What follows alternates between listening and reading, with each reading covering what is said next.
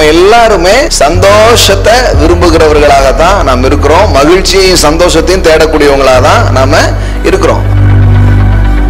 நம்ம குடிக்கிற ஆள ஒரு குடிகாரன் அப்படி பார்த்துறோம். ஒவ்வொருத்தரும் இந்த இன்பத்தை, இந்த திருப்தியை வேற வேற விதத்துல தேடுறோம்.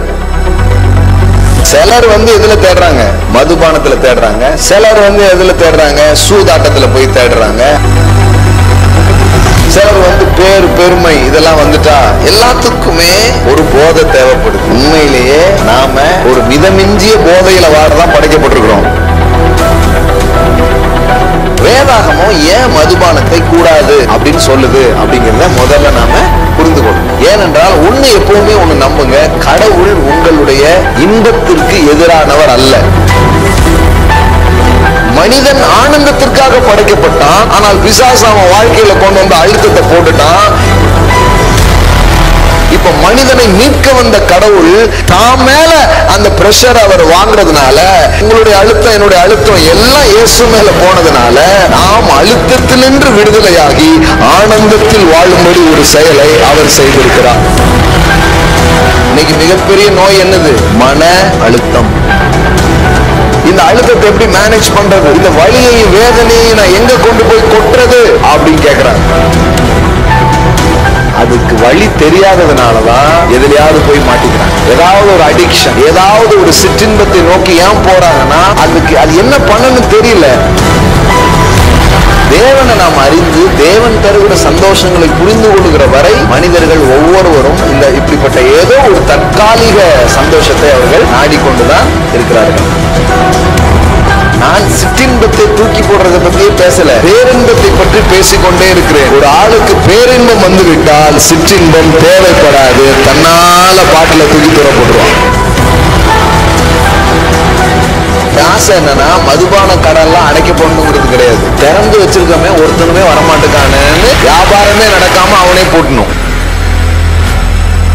தேவனிடத்திலே ஒரு போதை இருக்கு. அது இந்த போதை மாதிரி கிடையாது, இந்த சந்தோஷம் மாதிரி கிடையாது. அது உள்ள இறங்குச்சுன்னா சந்தோஷமா இருந்துகிட்டே இருக்குது. தேவன் தருகிற சந்தோஷத்தை உலகத்தால கொடுக்கவும் முடியாது, உலகத்தால எடுக்கவும் முடியாது. ஹோலி ஸ்பிரிட் கொடுக்கிற சந்தோஷத்துக்கும் அதுக்கும் ஹை போதை இருக்கு. அது நிதானத்தை இழக்க செய்யாது, இது நிதானத்தை இழக்க செய்யும். அது உங்களை மறக்க செய்து சந்தோஷம் அடைய செய்வது, இது உங்களை நினைவில் வைத்து சந்தோஷப்பட வைப்பது. உண்மையிலே ஹோலி ஸ்பிரிட்ல நிரம்புறது ஒரு சூப்பர் போதை. பார்ல தான் சிரிப்பாங்க, சபையிலே அழுவார்கள். இப்படி மாத்தி வச்சிட்டோம். அதனால நிறைய பேர் அங்க போயிட்டாங்க. என்ஜாய் பார்னு வேற போடு வச்சிருக்கான். ஆனா நம்ம என்னைக்கு இதெல்லாம் மாறினா உலகத்திலே இல்லாத பேரின்பம் தேவனுடைய வீட்டிலே சபையிலே இருக்குன்னு என்னைக்கு தெரியுதோ அன்னைக்கு பார் எல்லாம் மூடிட்டு எல்லாரும் உட்கார ஆரம்பிப்பாங்க. சபையினுடைய முதல் அனுபவமே என்ன? சிற்றின்பத்திலே மூழ்கி கிடந்திருக்கிற தேவன் சபை, தேவன் தனது பரிசுத்த ஆவியினால் உண்டாகும் பேரின்ப மதுவினால் நிரப்புகிறார். சோ இந்த நாள்ல ஆண்டவருடைய வார்த்தைக்கு நாம போகலாம். வேத பகுதியில் இருந்து ஒரு போதனையை நாம் தொடர்ந்து என்ன பண்றோம்? படித்து வருகிறோம். எபேசியருக்கு எழுதின நிருபம் 5வது அதிகாரத்தை நாம் தொடர போகிறோம். ஓகே, எபேசியர் 5வது அதிகாரம் 18வது வசனத்தை இன்னைக்கு ஆரம்பிப்போம். அதுல இருந்து என்னென்ன காரியங்கள் இன்னைக்கு பார்க்க முடியுமோ நம்ம என்ன பண்ணலாம் பார்க்கலாம். துன்மார்க்கத்திற்கு ஏதுவான மதுபான வெறி கொள்ளாமல் ஆவியினால் நிறைந்து சங்கீதங்களினாலும் கீர்த்தனைகளினாலும் ஞான பாட்டுகளினாலும் ஒருவருக்கொருவர் புத்தி சொல்லிக் கொண்டு உங்கள் இருதயத்தில் கர்த்தரை பாடி கீர்த்தனம் பண்ணி நம்முடைய கர்த்தராகிய இயேசு கிறிஸ்துவின் நாமத்தினாலே எப்பொழுதும் எல்லாவற்றிற்காகவும் பிதாவாகிய தேவனை ஸ்தோத்தரித்து தெய்வ பயத்தோடு ஒருவருக்கொருவர் கீழ்ப்படிந்திருங்கள். இது வரைக்கும் ஒரு பேசேஜ் பாருங்க, அப்படியே தொடர்ந்து பேசுறாரு. கீழ்ப்படிந்திருங்கள், அதுல தான் என்ன பண்றாரு? முற்றுப்புள்ளி வைக்கிறார். அப்போ அது தொடர்ந்து ஒரு காரியத்தை பற்றி பேசுகிறது. என்ன பேசுறாரு பாருங்க. துன்மார்க்கத்திற்கு ஏதுவான மதுபான வெறி கொள்ளாமல் ஆவியினால் நிறைந்து. இது கொஞ்சம் பார்க்கலாம். அதாவது மதுபானத்தை பற்றி பேசுறாரு. மதுபானம்னா தெரியும் தானே உங்களுக்கு? டாஸ்மார்க் பத்தி பேசிட்டு டக்குன்னு என்ன பேசுறாரு? ஆவியினால் நிரம்பி. என்னங்க திடீர்னு மதுபானத்தை பத்தி பேசுறாரு, திடீர்னு ஆவியானவரை பத்தி பேசுறாரு அப்படிங்கிற மாதிரி தோணலாம். ஆனால் பாருங்க, இது ஒரு பெரிய ஒரு காரியம் இதில் இருக்கிறது. சில நேரத்தில் இப்படி ஒப்புமைப்படுத்தி சொல்லிட்டோமே அப்படின்னு நிறைய பேருக்கு வருத்தமாயிடும். அப்படி கிடையாது பாருங்க. சில நேரங்களில் சில காரியத்தை விளக்குவதற்கு கிட்டத்தட்ட அதுக்கு இணையாக தெரிகிற மாதிரி ஒரு விஷயத்தை வச்சு தான் என்ன பண்ண முடியும், விளக்க முடியும். அது போதிக்கிற ஒரு முறை பாருங்க, போதிக்கிற ஒரு முறையாக அது இருக்கிறது. இப்போ ஏன் மதுபானத்தை போய் மக்கள் குடிக்கிறாங்க? ஏன் ஒருத்தர் சரக்கு அடிக்கிறாரு, சாரை ஏன் போய் குடிக்கிறாரு? கொழுப்பு, வேற என்ன அப்படிங்கிறீங்களா? குடிக்கிறவன்ட்ட போய் கேளுங்க, ஒவ்வொருத்தரும் ஒவ்வொரு கதை வச்சுருப்பாங்க. ஒன்றும் இல்லைங்க, ஒரே உடம்பு வலிங்க. உங்களுக்கு ஒரு நியாயம் இருக்குன்னா அவங்களுக்கும் என்ன இருக்குது, ஒரு நியாயம் இருக்குது. ஒரே மேல் வலி, காலையிலேருந்து சாயங்காலம் வரைக்கும் என்ன பண்ணேன், அந்த வேலை இந்த வேலை, கல்லை உடைச்சேன், மூட்டையை தூக்குனேன், அதை இது என்ன பண்ணேன். அதனால் கொஞ்சம் மருந்து மாதிரி இது மேல் வலிக்காக அப்படின்னு என்ன பண்ணுறாரு, குடிச்சேன் அப்படின்ட்டு சொல்கிறாங்க. இன்னும் சிலர்கிட்ட ஏன் குடிக்கிறீங்கன்னு கேட்டிங்கன்னா அவங்க என்ன வச்சுருக்குறாங்க, ஒன்றும் இல்லைங்க வீட்டுக்காரி திட்டுடுச்சு, இல்லைன்னா வாழ்க்கையில் ஏதாவது கஷ்டம், வாழ்க்கையில் ஏதாவது சோகம் அப்படின்ட்டு என்ன பண்ணுறாங்க, குடிக்கிறாங்க. நம்ம ஊரை பொறுத்தளவுக்கும் பெண்கள் அவ்வளோவா குடிக்கிறதில்ல, ரொம்ப கம்மி தான். ஒன்று அதிகபட்சமாக யார் தான் குடிக்கிறாங்க, ஆண்கள் தான். குடிமகன்கள் தான் அதிகம், குடிமகள்கள் குறைவாகவே உள்ளனர். இல்லைன்னு சொல்ல முடியாது. மாடல் டேஸில் ஒன்றா உட்காந்து குடிக்கிற கப்புள்ஸ் கூட இருக்கிறாங்க. இன்னும் கொஞ்சம் அதாவது விகிதாச்சாரம் குறைவு, அந்த அளவுக்கு ஒன்றும் பெருசாக ஆகினாலும் ஆங்காங்கே கொஞ்சம் என்ன பண்ணுது, நடக்குது. அதுவும் கல்லூரிகளில் இதெல்லாம் வரும்பொழுது ஒரு என்ன தான் அப்படின்னு பார்க்கலாம் அப்படின்னு சொல்லிட்டு அதை எடுத்துக்கிறவங்களும் இருக்கிறாங்க. நம்ம எப்போவுமே ஒரு விஷயத்தை ரொம்ப ஆழமாக கவனிக்கணும். மேலோட்டமாக பார்த்துட்டோம்னா நமக்கு எதுவுமே தெரியாமல் போயிடும். அதனால தான் வேத வசனத்தின் உதவியை கொண்டு நாம் எந்த ஒரு காரியத்தையும் படிக்கலாம், பார்க்கலாம், புரிந்து கொள்ளலாம். அதனால தான் கடவுளுடைய வார்த்தை உங்களுக்கு கிடச்சிடுச்சுன்னா ஞானம் வந்துடுச்சுன்னு அர்த்தம். ஆமென். நீங்கள் ஞானம் பெற்றுருவீங்க. அப்புறம் அதை எப்படி பார்க்கறது, புரிந்து கொள்வதுன்னு உங்களுக்கு தெரிய ஆரம்பிச்சிடும். நம்ம ஏதோ குடிக்கிறாரு ஒருத்தர் அப்படிங்கன்னு நம்ம என்ன பண்ணுறோம், பார்க்குறோம். சாலமோன் ராஜா பார்த்தீங்கன்னா சொல்கிறாரு, நான் ஏராளமாக குடித்தேன் அப்படிங்கிறார். ஏராளமாக குடித்தேன். எதுக்கு நான் குடித்தேன் அப்படின்னா, ஏதாவது திருப்தி அதில் வருமா அப்படிங்கிறதுக்காக. வாழ்க்கையில் ஏதோ ஒரு எம்டினஸ்ஸு, வாழ்க்கையில் ஏதோ ஒரு வெறுமை, அந்த வெறுமையை எப்படி பூர்த்தி செய்கிறதுன்னே தெரியல. அதனால் நான் என்ன பண்ணேன், ராஜா வேறையா, அதனால் சரக்குக்கு பஞ்சமே கிடையாது, விதமாக என்ன பண்ணியிருக்கிறாரு, குடிச்சிருக்கிறாரு. பாருங்கள், வேதவசனத்தை காட்ட விரும்புகிறேன். பிரசங்கி 2வது அதிகாரம் 1 பாருங்க. நான் என் உள்ளத்தில் சொல்லிக் கொண்டது என்னவென்றால், வா இப்பொழுது உன்னை சந்தோஷத்தினால் சோதித்து பார்ப்பேன், இன்பத்தை அனுபவி என்றேன். இதோ இதுவும் மாயையாய் இருந்தது. நகைப்பை குறித்து அது பைத்தியம் என்றும், சந்தோஷத்தை குறித்து அது என்ன செய்யும் என்றும் சொன்னேன். வானத்தின் கீழ் மனுபுத்திரர் உயிரோடு இருக்கும் நாளளவும் பெற்று அனுபவிக்கத்தக்கது இன்னதென்று அறியும் பொருட்டு என் இருதயத்தை ஞானத்தால் தேற்றி கொண்டிருக்கும் போதே நான் என் தேகத்தை மதுபானத்தால் சீராட்டி கொண்டிருக்கவும் மதியினத்தை பற்றி கொண்டிருக்கவும் என் உள்ளத்திலே வகை தேடினேன். இந்த கிங் சாலமோன் பாருங்க, ஒரு தேடல் அவனுக்கு வாழ்க்கையில். இது எல்லாருக்குமே இருக்கு. வாழ்க்கையில் எல்லாருக்கும் வேற வேற மாதிரி இதை தேடிட்டு இருக்கிறோம். என்ன தேடல்னா, வாழ்க்கையில் இன்பம் எங்கே இருக்கு அப்படிங்கிறது தான் ஒரு தேடல். வாழ்க்கையில் சந்தோஷம் எங்கே இருக்கு, மகிழ்ச்சி எங்கே இருக்கு அப்படிங்கிறதா தேடல். நம்ம எல்லாருமே சந்தோஷத்தை விரும்புகிறவர்களாக தான் நாம் இருக்கிறோம். மகிழ்ச்சியையும் சந்தோஷத்தையும் தேடக்கூடியவங்களாக தான் நாம் இருக்கிறோம். அப்படி தான் நம்ம வடிவமைக்கப்பட்டிருக்கிறோம். நம்ம யாருமே துக்கத்துக்காக வடிவமைக்கப்படவே இல்லை. நாம் வடிவமைக்கப்பட்டது எதுக்காக? சந்தோஷத்துக்காக தான் வடிவமைக்கப்பட்டிருக்கிறோம். அப்படி இருக்கும்போது சந்தோஷமாக இருக்கிறது எப்படி அல்லது மகிழ்ச்சியாக இருக்கிறது எப்படி அப்படின்னு தெரியாத போது எல்லாரும் எதையோ ஒன்றை என்ன பண்ணிகிட்டே இருக்கிறாங்க, தேடிக்கிட்டே இருக்கிறாங்க. ஸோ சாலமோனுக்குள்ள ஒரு எம்டினஸ். அவன் என்ன நினைக்கிறான்னா, சந்தோஷம் எங்கே இருக்குன்னு கண்டுபிடிக்கணும்னு அவன் ரொம்ப தேடுறான். அந்த 2ஆம் அதிகாரம்லாம் நீங்கள் வாசித்து பார்த்தீங்கன்னா பெரிய பெரிய வேலை, அவன் சொல்றான், நான் பெரிய வேலைகளை செய்தேன், எனக்காக வீடுகளை கட்டினேன், திராட்சை தோட்டங்களை நாட்டினேன், எனக்காக தோட்டங்களையும் சிங்கார வனங்களையும் உண்டாக்கி அவைகளின் சகல வகை கனி விருட்சங்களையும் நாட்டினேன். அவன் என்ன நினைக்கிறான்னா, நம்ம நிறைய பொருள் உண்டு பண்ணிட்டா திருப்தி வந்துடும், இல்லைன்னா கொஞ்சம் பெரிய பெரிய வேலைலாம் எடுத்து செஞ்சுட்டா நமக்கு திருப்தி வந்துடும் அப்படின்னு நினைக்கிறான். அதுல ஒண்ணு என்னன்னா, நிறைய மதுபானங்களால தன்னை நிரப்பிக்கிட்டோன்னு சொன்னா திருப்தி வந்துடும்னு அவன் நினைக்கிறான். பாருங்க, என் தேகத்தை மதுபானத்தால் சீராட்டி கொண்டிருக்கவும் அப்படின்னு இருக்குது. ஸோ எல்லாத்தாலும் அவன் ட்ரை பண்ணி பார்க்குறான். Where is satisfaction in human life? ஒரு விதமான திருப்தியை நான் எங்க அனுபவிக்க முடியும், எங்க பெற முடியும் அப்படிங்கிறது அவனுடைய தேடலா இருக்கு. அந்த தேடல்ல என்ன பண்றான், மதுபானத்தை எடுத்து அவன் அருந்துகிறான். ஸோ அது மட்டும் இல்ல, நிறைய பணம், காசு, வீடு, வாசல்கள் இதெல்லாம் என்ன பண்றான், உண்டாக்குறான். இதனால தனக்கு வந்துருமா அப்படின்னு அவன் நினைக்கிறான். இன்னும் பாத்தீங்கன்னா அவன் ஏராளமான பெண்களை அவன் என்ன பண்றான், நாடி போகிறான், திருமணம் செய்து கொள்கிறான். சில பெண்களை திருமணம் செய்யாமலே என்ன பண்ணிக்கிறான், வச்சுக்கிறான். இந்த மாதிரி ஒரு லைஃப் ஸ்டைல்ல ஒரு மனுஷன் வாழ்ந்தது பைபிள்ல இருக்கு. அதாவது பைபிள்ல இருக்குன்னு அர்த்தம் அதே மாதிரி போய் வாழுங்க அப்படிங்கிறதுக்காக அதுல இல்லை. இப்படிலாம் ஒருத்தன் வாழ்ந்துட்டு கடைசியில் ஒன்று சொன்னான்.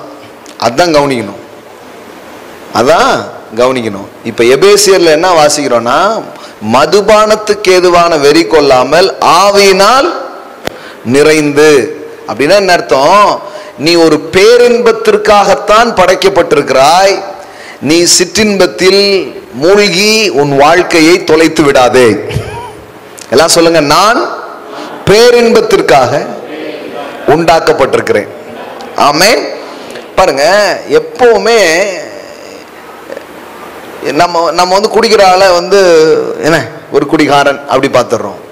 இல்ல, நான் என்ன கேட்கிறேன்னா, ஒவ்வொருத்தரும் இந்த இன்பத்தை, இந்த திருப்தியை வேற வேற விதத்துல தேடுறோம்.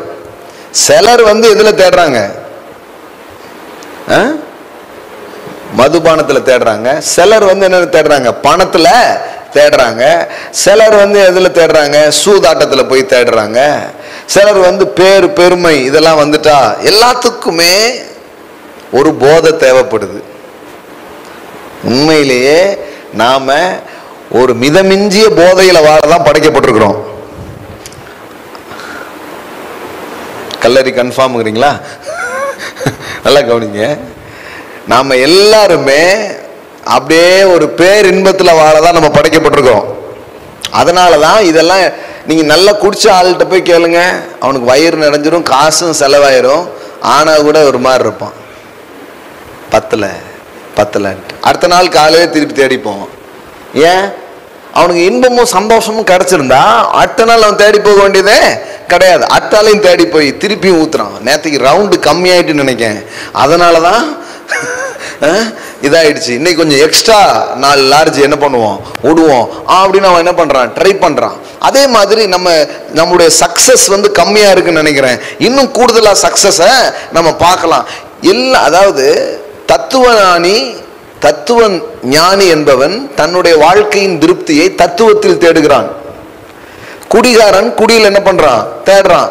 ஆக மொத்தத்தில் 2 பேருமே ஒரே இதை நோக்கி தான் போறாங்க. ஒருத்தர் நமக்கு வேற ஏதாவது பெரிய பெரிய தத்துவங்கள்லாம் புரிஞ்சுட்டா நமக்கு இன்பம் வந்துடும் நினைக்கிறான். சிலர் இப்படி விதத்தில் என்ன பண்றாங்க, தேடுறாங்க. ஒவ்வொருவரும் ஒவ்வொரு விதத்திலே இன்னைக்கும் அது நடந்துகிட்டு தான் இருக்கு.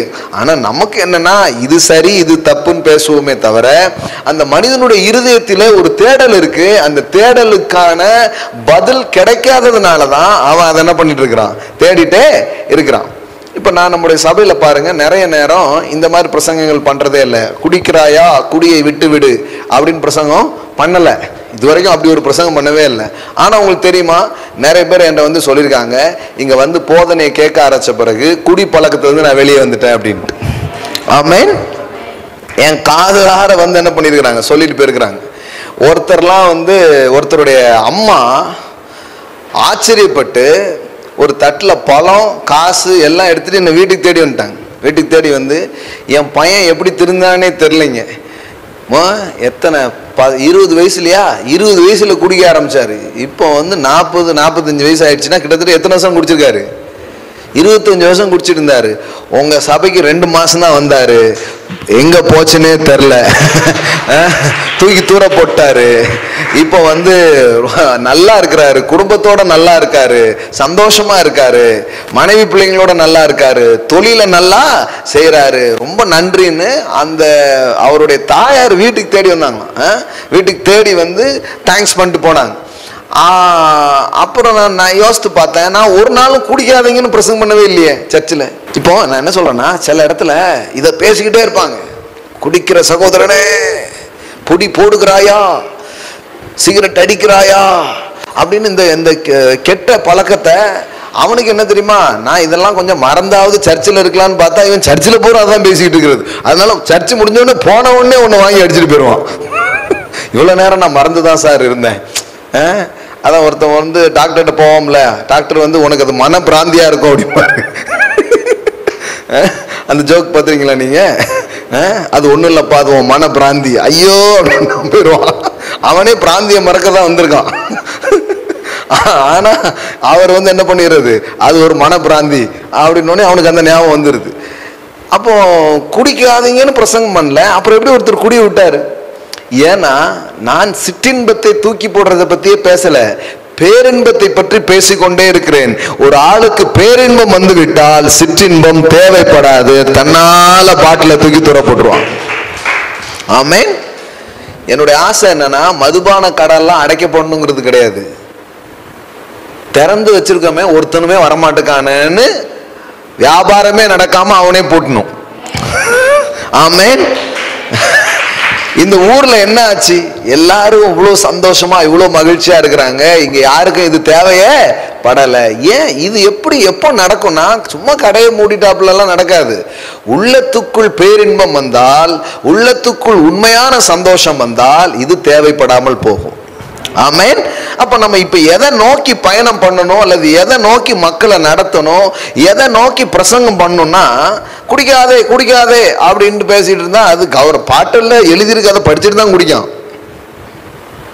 குடிப்பழக்கம் வீட்டுக்கும் நாட்டுக்கும் கேடு விளைவிக்கும் அப்படின்னு குடிக்கிறான். அவன் சொல்லுதான், அங்க பாருங்க, நான் குடிச்சிட்டு இப்படி ஆடுறதுனாலதான் அரசாங்கமே நிக்கி அப்படிங்க. அரசாங்கம் நிக்கிறதுக்கு காரணம் என்னது, நான் ஆடுறதுனாலதான் அப்படிங்கிறான். பெரிய லாஜிக்லாம் பேசுறாங்க. நான் மட்டும், ஏன்னா கவர்மெண்ட்டும் பாருங்க சாராயம் வைத்து தான் அதுவும் என்ன பண்ணுது. வேற பாருங்க, கல்வி நிலையம் எல்லாம் தனியார் உடைமை ஆகி போயிடுச்சு. ஆனா அரசாங்கம் என்ன வேலையா பாக்குதுன்னா சாராயம் காய்ச்சி வித்துக்கிட்டு இருக்கு. எப்படி ஆயிடுச்சு பாருங்க. அதாவது பல்வேறு பிரச்சனை இருக்கு. அதனாலதான் சொல்லிட்டு இருக்கேன், நீங்க எல்லாம் பெரிய பெரிய இடத்துல வரணும், பெரிய பெரிய ஆளா ஆகணும்லாம் ஏன்னு சொல்றேன்னா, அப்பதான் இந்த மாதிரி எல்லாம் மாத்த முடியும். விளங்குச்சுங்களா? குடி வந்து சாதாரணமான விஷயம் இல்ல. அதனால எத்தனையோ வாழ்க்கைகள் வந்து அழிக்கப்பட்டிருக்குது. எத்தனையோ பேர் இளம் வயதிலே மரணத்தை அவர்கள் தழுவி இருக்கிறார்கள். ஏன் குடி வந்து கூடாது, ஏன் மதுபானம் கூடாது அப்படின்னு நம்ம சொல்றோம். சொல்றதின் நோக்கம் என்ன அப்படின்னா, கரெக்டா புரிஞ்சுக்கோங்க. இன்னைக்கு பேசுறது வந்து ஒரு, நீங்களே யாராவது குடிக்காங்கன்னா உங்களுக்கு கவுன்சிலிங் கொடுக்குற அளவா ஆயிடுவீங்க. ஆமென். இங்க யாரும் தண்ணி அடிச்சிட்டு இல்லை, ஆனா கூட உங்களுக்கு அது ரொம்ப உதவியா இருக்கும். இனிமே அவங்கள பாக்குறது எப்படி, அப்படிப்பட்ட உங்களுக்கு எப்படி நீங்க உதவலாம் அப்படிங்கிறது கூட உங்களுக்கு தெரிய ஆரம்பிச்சிடும் இந்த போதனை கவனிச்சிங்கன்னா. முதல்ல பாருங்க, ஏன் குடிக்கூடாது, குடியெல்லாம் வந்து ஏன் தேவையில்லை அப்படி ஏன் சொல்றோம்னா, நல்லா தானே இருக்கு. அவன் சொல்றான், கொஞ்சம் மனசுக்கு நல்லா இருக்கு, இதா இருக்கு. சிலர் இருக்காங்க, ஒருத்தர் சொன்னார், பிரதர் குடிகாரப்ப ஒருத்தர் குடிச்சிட்டு விழுந்து கிடக்கான் ரோட்ல. இவர் சொல்றாரு, குடிகாரப்ப குடிச்சிட்டு போய் வீட்டில் குடிச்சிட்டு எப்படி விழுந்து கிடக்கான் பாருங்க அப்படிங்காரு. சொல்றாரு, நான்லாம் வீட்டில் தான் பிரதர், நான்லாம் வீட்டில், என் ஒய்ஃபே ஆம்லேட்லாம் போட்டு தருவா. அதனால அப்ப இவர் என்னன்னா, இவரை விட ஒரு கூடுதல் பரிசுத்தவான். இவர் வந்து குடிச்சிட்டு ரோட்ல படுத்திருப்பாரு. ஆனா இவர் யாரு, இவர் டீசன்ட் குடிகாரர்.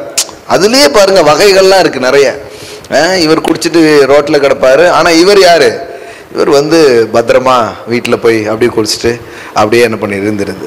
அதனால சிலர் சொல்றது, சிலருக்கு என்ன வாதம் இருக்குது அப்படின்னு பார்த்தீங்கன்னா, ரொம்ப குடிக்க கூடாது, ஆனா என்ன பண்ணலாம், அளவா குடிக்கலாம், ஒரு பெக் என்ன பண்ணிக்கலாம் போட்டுக்கலாம் அப்படின்ட்டுலாம் நிறைய வாதங்கள்லாம் இருக்குது. அப்புறம் பார்ட்டின்னு போகிறோம், மாடல் வேர்ல்டு அப்படிலாம் போகும்போது குடித்தாதானே பிரதர் சொசைட்டியில் நமக்கு மரியாதை இருக்குது அப்படின்னு சொல்லிட்டு நிறைய காரியங்கள் இருக்குது. வேதாகமோ ஏன் மதுபானத்தை கூடாது அப்படின்னு சொல்லுது அப்படிங்கிறத முதல்ல நாம் புரிந்து கொள்ளணும். ஏனென்றால் ஒன்று எப்போவுமே ஒன்று நம்புங்க, கடவுள் உங்களுடைய இன்பத்திற்கு எதிரானவர் அல்ல. எல்லாம் சொல்லுங்க, தேவன் என் சந்தோஷத்திற்கும் இன்பத்திற்கும் எதிரானவர் அல்ல. முதல்ல இந்த பிக்சர் மைண்ட்ல வரணும் பாருங்க. நான் வாலிப வயசுல வளர்ந்து வரும்போது எனக்கு என்னன்னா, ஆண்டவருக்கு நம்ம சந்தோஷமா இருந்தா பிடிக்காது போல. ஏன்னா இவங்க பிரசங்கம் பண்ணதை வச்சு எனக்கு என்ன தோணுச்சுன்னா, நம்ம சந்தோஷமா இருக்கிறதே யாருக்கு பிடிக்காது? ஆண்டவரா அவர் அதை செய்யாத இதை செய்யாதுன்னு ஏதாவது சொல்லுவார் அப்படின்னு தான் என் மைண்ட்ல ஏத்திட்டாங்க. இவங்க பார்த்த ஆண்டவரை என் மைண்ட்ல அப்படிதான் ஏத்துனாங்க. அதனால ஆண்டவர்னா ஒன்றும் பெரிய ஒரு விருப்பமே இல்லை. சரி இருந்தாலும் போகணுமே அவர்கிட்ட அப்படின்னே போறது. ஆனா நிஜமா போய் வேதாகமத்தை வாசித்து பார்த்தா, நாம் அனுபவிப்பதற்கு சகலவித நன்மைகளையும் சம்பூரணமாய் கொடுக்கிற ஜீவனுள்ள தேவன். ஆமென். எல்லாம் சொல்லுங்க, தேவன் யாரு? எல்லாம் சொல்லுங்க, நான் அனுபவிப்பதற்கு சகலவித நன்மைகளையும் சகலவித இன்பங்களையும் சகலவித சந்தோஷங்களையும் சம்பூர்ணமாய் கொடுக்கிறவர். இன்னும் சொல்லணும்னா தேவன் இன்பத்தை கொடுக்கிறவர். ஆமென். நீங்கள் இன்பமாய் வாழ வேண்டும் என்று அவர் விரும்புகிறவர். அவர்தான் தேவன். பாருங்க, இதே பிரசங்கில சாலமோன் என்ன பண்றாரு அதை குறித்து சொல்லுகிறார் பாருங்க. தேவன் அதை தராரா. அடுத்த அதே 2ஆம் அதிகாரத்தின் 26வது வசனம் பாருங்க. பிரசங்கி 2:26 பாருங்க. தேவன் தமது பார்வைக்கு நல்லவனா இருக்கிறவனுக்கு ஞானத்தையும் அறிவையும் இன்பத்தையும் அளிக்கிறார். எல்லாம் சொல்லுங்க, இன்பத்தை அளிக்கிறார். தேவன் யாரு? எங்கேயோ துன்பத்தை அளிக்கிறாருன்ட்டாங்க. ஆண்டவர் பாருங்க ஐயா, இவ்வளோ துன்பத்தை எனக்கு கொடுத்து விட்டார் அப்படிங்கிறாங்க. ஆனா பைபிள்ல நல்லா வாசித்து பாருங்க, தேவன் எப்படிப்பட்ட தேவனா இருக்கிறாரு? இன்பத்தை அளிக்கிற தேவன். தேவன் ஒரு நாள் உங்களுக்கு துன்பத்தை அளிக்கிறவர் கிடையாது. கர்த்தர் உங்களுக்கு துன்பத்தை உண்டாக்க இது கிடையாது. கர்த்தர் உன் துக்க நாட்கள் எல்லாம் முடிந்து போகும்ங்கிறாரு, உன் துக்கம் சந்தோஷமாய் மாறும் அப்படிங்கிறாரு. மெய்யாகவே நம்முடைய பாடுகளை ஏற்றுக்கொண்டு சிலுவையில் நம்முடைய துக்கங்களை சுமந்தார் என்று வேதவசனம் சொல்லுகிறது. அப்ப தேவன் யாரா இருக்கிறார் பாருங்க. அந்த வசனம் சொல்லுது, இன்பத்தை அளிக்கிறார். எல்லாரும் இந்த வார்த்தையை சொல்லலாமா? ஆமென். நீங்க பாருங்க, உங்க வாழ்க்கையில இது வரைக்கும் இல்லாத ஒரு இன்பம் உங்க வாழ்க்கையில வரப்போகுது இன்னையில இருந்து. ஆமென். என்னைக்குமே ஒரு போதனை கேட்கும் போது சும்மா கேட்க கூடாது. அந்த போதனையை அனுப்பும் போது தேவன் அந்த ஆவியையும் அந்த கிருபையும் அனுப்பி நம்ம வாழ்க்கையை அன்னையில இருந்து புது சாப்ட்வேர் போட்டு ஆக்டிவேட் பண்ற மாதிரி இந்த வார்த்தை உள்ள சிலதை ஆக்டிவேட் பண்ணி விட்டுருவோம் உங்க வாழ்க்கையில. ஆமென். போன வாரம் பெர்ஃபெக்ட் வில் பத்தி பேசிட்டு இருந்தேன், தேவனுடைய பரிபூர்ண சித்தத்தை பத்தி பேசிட்டே இருந்தேன். சுகம் எப்படி சித்தமா இருக்குன்னு பேசிட்டு கடைசியில ஜோம் பண்ணும்போது பாருங்க, நிறைய பேர் ஆன்லைன்லயே ஹீல் ஆயிருக்கிறாங்க. வீடியோஸை பார்த்துட்டு இருந்தவங்களே தெய்வீக சுகத்தை அவர்கள் பெற்றுக் கொண்டிருக்கிறார்கள். ஆமென். நிறைய டெஸ்டமனிஸ் வந்துச்சு. வெகு நாளாய் குணமாகாத நோய்களை தேவன் குணமாக்கி இருக்கிறார். அப்ப சும்மா பிரசங்கம் கேட்டு இருக்கீங்க, இப்பவுமே உங்க துன்பத்துக்கு காரணமா இருக்கிற சில ஏரியாவை ஆவியானவர் தொடுகிறார், அதுல சில மாற்றங்களை அவர் கொண்டு வருகிறார். ஆமென். அப்படி கேட்கணும், பிரசங்கம் கேட்கும் போது அப்படி கேட்கணும். இது மற்ற இடத்துல ஏதோ பைபிள் ஸ்டடி 5 குறிப்புகள் சொன்னார்கள் அப்படி போயிடக்கூடாது. ஹோலி ஸ்பிரிட்டோட இணைஞ்சி அவருடைய வார்த்தை வரும் பொழுது அவர் செயல்படுறதையும் சேர்த்து என்ன பண்ணணும், நம்ப ஆரம்பிக்கணும். ஆமென். அப்ப பாருங்க என்ன சொல்றாரு, இன்பத்தை அளிக்கிறார். எல்லாம் சொல்லுங்க, இன்பத்தை அளிக்கிறார். ஆமென். என்ன ரொம்ப நாளா துன்பத்தை அளிக்கிறாருன்னு சொல்லிட்டாங்க, அதனாலதான் இதை நான் திருப்பி சொல்றேன். இன்பத்தை அளிக்கிறார். அப்ப கடவுள் உங்களுக்கு துன்பத்தை கொடுக்கிற கடவுள் அல்ல. கடவுள் யாரு? இன்பத்தை கொடுக்கிறவர். கடவுள் பாருங்க, மனிதனை படைத்து ஒரு தோட்டத்தில் வச்சார், பிளாட்ஃபார்ம்ல விட்டுறல. எங்க வச்சாரு? தோட்டம். அந்த தோட்டத்துக்கு பேர் என்ன தெரியுமா? ஏதேன். ஏதேன் அப்படின்னு சொன்னா டிலைட் அப்படின்னு அர்த்தம். ஏதேன் என்ன அர்த்தம்? டிலைட், பேரின்பம். ஆண்டவர் மனிதனை படைத்து ஏதேனில் வைத்தார் அப்படின்னா என்ன அர்த்தம்? தேவன் மனிதனை படைத்து பேரின்பத்தில் வைத்தார் அப்படின்னு அர்த்தம். ஆமென். டிலைட். எல்லாம் சொல்லுங்க டிலைட். எல்லாம் நல்லா சொல்லுங்க பேரின்பம். எதெல்லாம் இன்னைக்கு உங்க வாயில உச்சரிக்க போறீங்களோ அதெல்லாம் உங்க வாழ்க்கைக்குள்ள வரப்போகுது. ஆமென். சும்மா சும்மா விளையாட்டு காட்டுறது கிடையாது, சும்மா ஏதோ அப்படி கிடையாது. நீங்க சொல்ற மாதிரி உங்க வாழ்க்கை மாறும். இன்னைக்கு இன்பம் இன்பம் நீங்க சொல்லும் போது பிசாசு உங்க வாழ்க்கையில கொண்டு வந்த துன்பம்லாம் ஓட போகுது. ஆமென். ஏதேனின் வாழ்க்கை மனிதனுக்கு மீண்டும் கிடைக்க வேண்டும் என்பதற்காக தான் அந்த தோட்டத்துல மனுஷன் இழந்து போனதை கெத்செமனே தோட்டத்துல மீட்டு கொடுக்கிறார். ஆமென். செக்கு புளிர் கெத்செமனே அப்படின்னா என்ன அர்த்தம் தெரியுமா? அந்த அந்த ஏதேன் அப்படிங்கிற தோட்டத்துக்கு பேர் வந்து டிலைட், பேரின்பம் அப்படின்னு அர்த்தம்.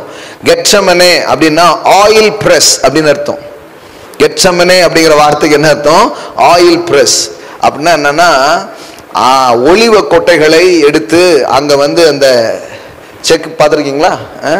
நம்ம ஊர்ல அந்த செக்கனை இதுலலாம் ஓடும். அது மாதிரி இந்த ஒலிய கொட்டைகளை போட்டு அப்படியே ப்ரெஸ் பண்ணி அரைப்பாங்க. அதுல இருந்து எண்ணெய்கள் என்ன பண்ணுவாங்க? எடுப்பாங்க. அந்த கெத்செமனே அப்படிங்கன்னா ஆயில் பிரஸ்ன்னு அர்த்தம். அப்படின்னா என்ன? இயேசு பிழியப்பட்டார். அவர் பிழியப்பட்ட ஒரு இடம். அவர் அந்த அளவுக்கு நெருக்கப்பட்டது. அந்த இடத்துல என்ன நடந்ததுன்னா, அவருடைய வேர்வை ரத்தமா வந்துச்சான், வேர்த்தது. அந்த அதாவது அந்த பிரஷர், அந்த அழுத்தம் அவருக்குள்ள போனதுனால அவருடைய வேர்வை ரத்தத்தின் பெரும் துளிகளாய் வந்து என்ன பண்ணிச்சான்? விழுந்துச்சான். ஏன்னா மனிதன் ஆனந்தத்திற்காக படைக்கப்பட்டான்.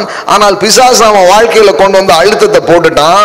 இப்ப மனிதனை மீட்க வந்த கடவுள் இந்த மனிதன் மேல் வர வேண்டிய எல்லா அழுத்தத்தையும், உலகத்தின் பாவத்தையே சுமந்து தீர்க்கிற தேவாட்டுக்குட்டி தாம் மேல அந்த பிரஷர் அவர் வாங்குறதுனால இப்போ வந்து ரத்தமே வெளியில வருது. அந்த அளவுக்கு அழுத்தப்பட்டார். சோ எப்படி ஒலிவ கொட்டை அழுத்தப்படுகிறதோ பிரஸ்ல, அது மாதிரி பிரஸ் பண்ணப்பட்டார், அழுத்தப்பட்டார். ஏன்னா உங்களுடைய பேடன் என்னுடைய பேடன், உங்களுடைய அழுத்தம் என்னுடைய அழுத்தம் எல்லாம் இயேசு மேல போனதுனால நாம் அழுத்தத்தினின்று விடுதலையாகி ஆனந்தத்தில் வாழும்படி ஒரு செயலை அவர் செய்திருக்கிறார். ஆமென்.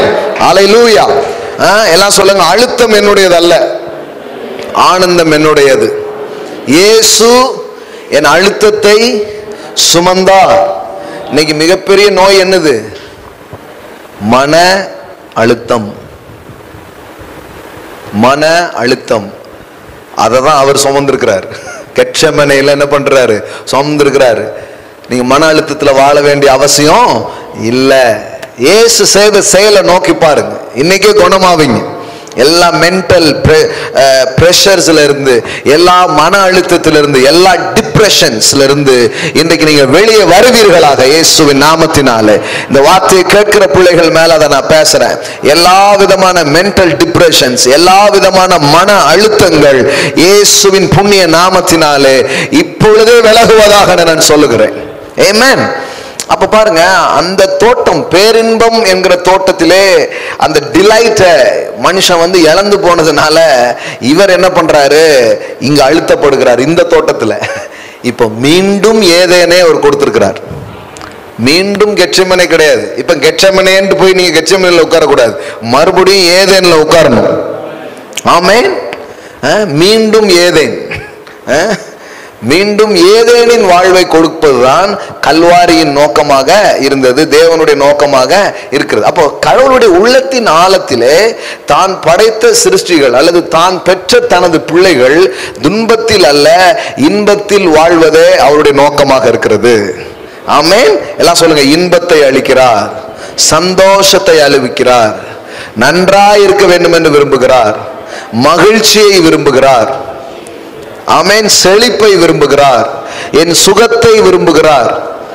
முதல்ல தேவனை இப்படி புரிஞ்சுக்கோங்க. கடவுள் உங்கள் செழிப்பை, உங்கள் ஆரோக்கியத்தை, உங்களுடைய வாழ்க்கை இன்பமா இருக்கணும்னு அவர் என்ன பண்றாரு? நினைக்கிறாரு. அதனால இன்னைக்கு துன்பமா இருந்தா அதனோட ஒத்து போயிடாதீங்க. இன்பத்தை அளிக்கிறாருன்னு போட்டிருக்குது. அப்புறம் நான் எப்படி துன்பத்துல இருப்பேன்? என் வாழ்க்கை இன்பமாய் மாறும்.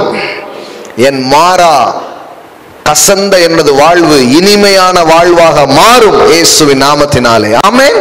ஏதோ ஒரு டிப்ரெஷன்ஸ்ல, ஏதோ ஒரு மன அழுத்தத்துல, ஏதோ ஒரு சுமக்க முடியாத பாரத்தை நீங்க சுமந்தவங்களா நீங்க இருப்பீங்கன்னா, நான் சொல்றேன், உங்களுக்காக பாரம் சுமந்த கிறிஸ்து எல்லா பாரத்தை உங்களை விட்டு நீக்கி உங்களுக்கு பரவசத்தை அவர் கொடுக்கிறார். No more pressure, only pleasure.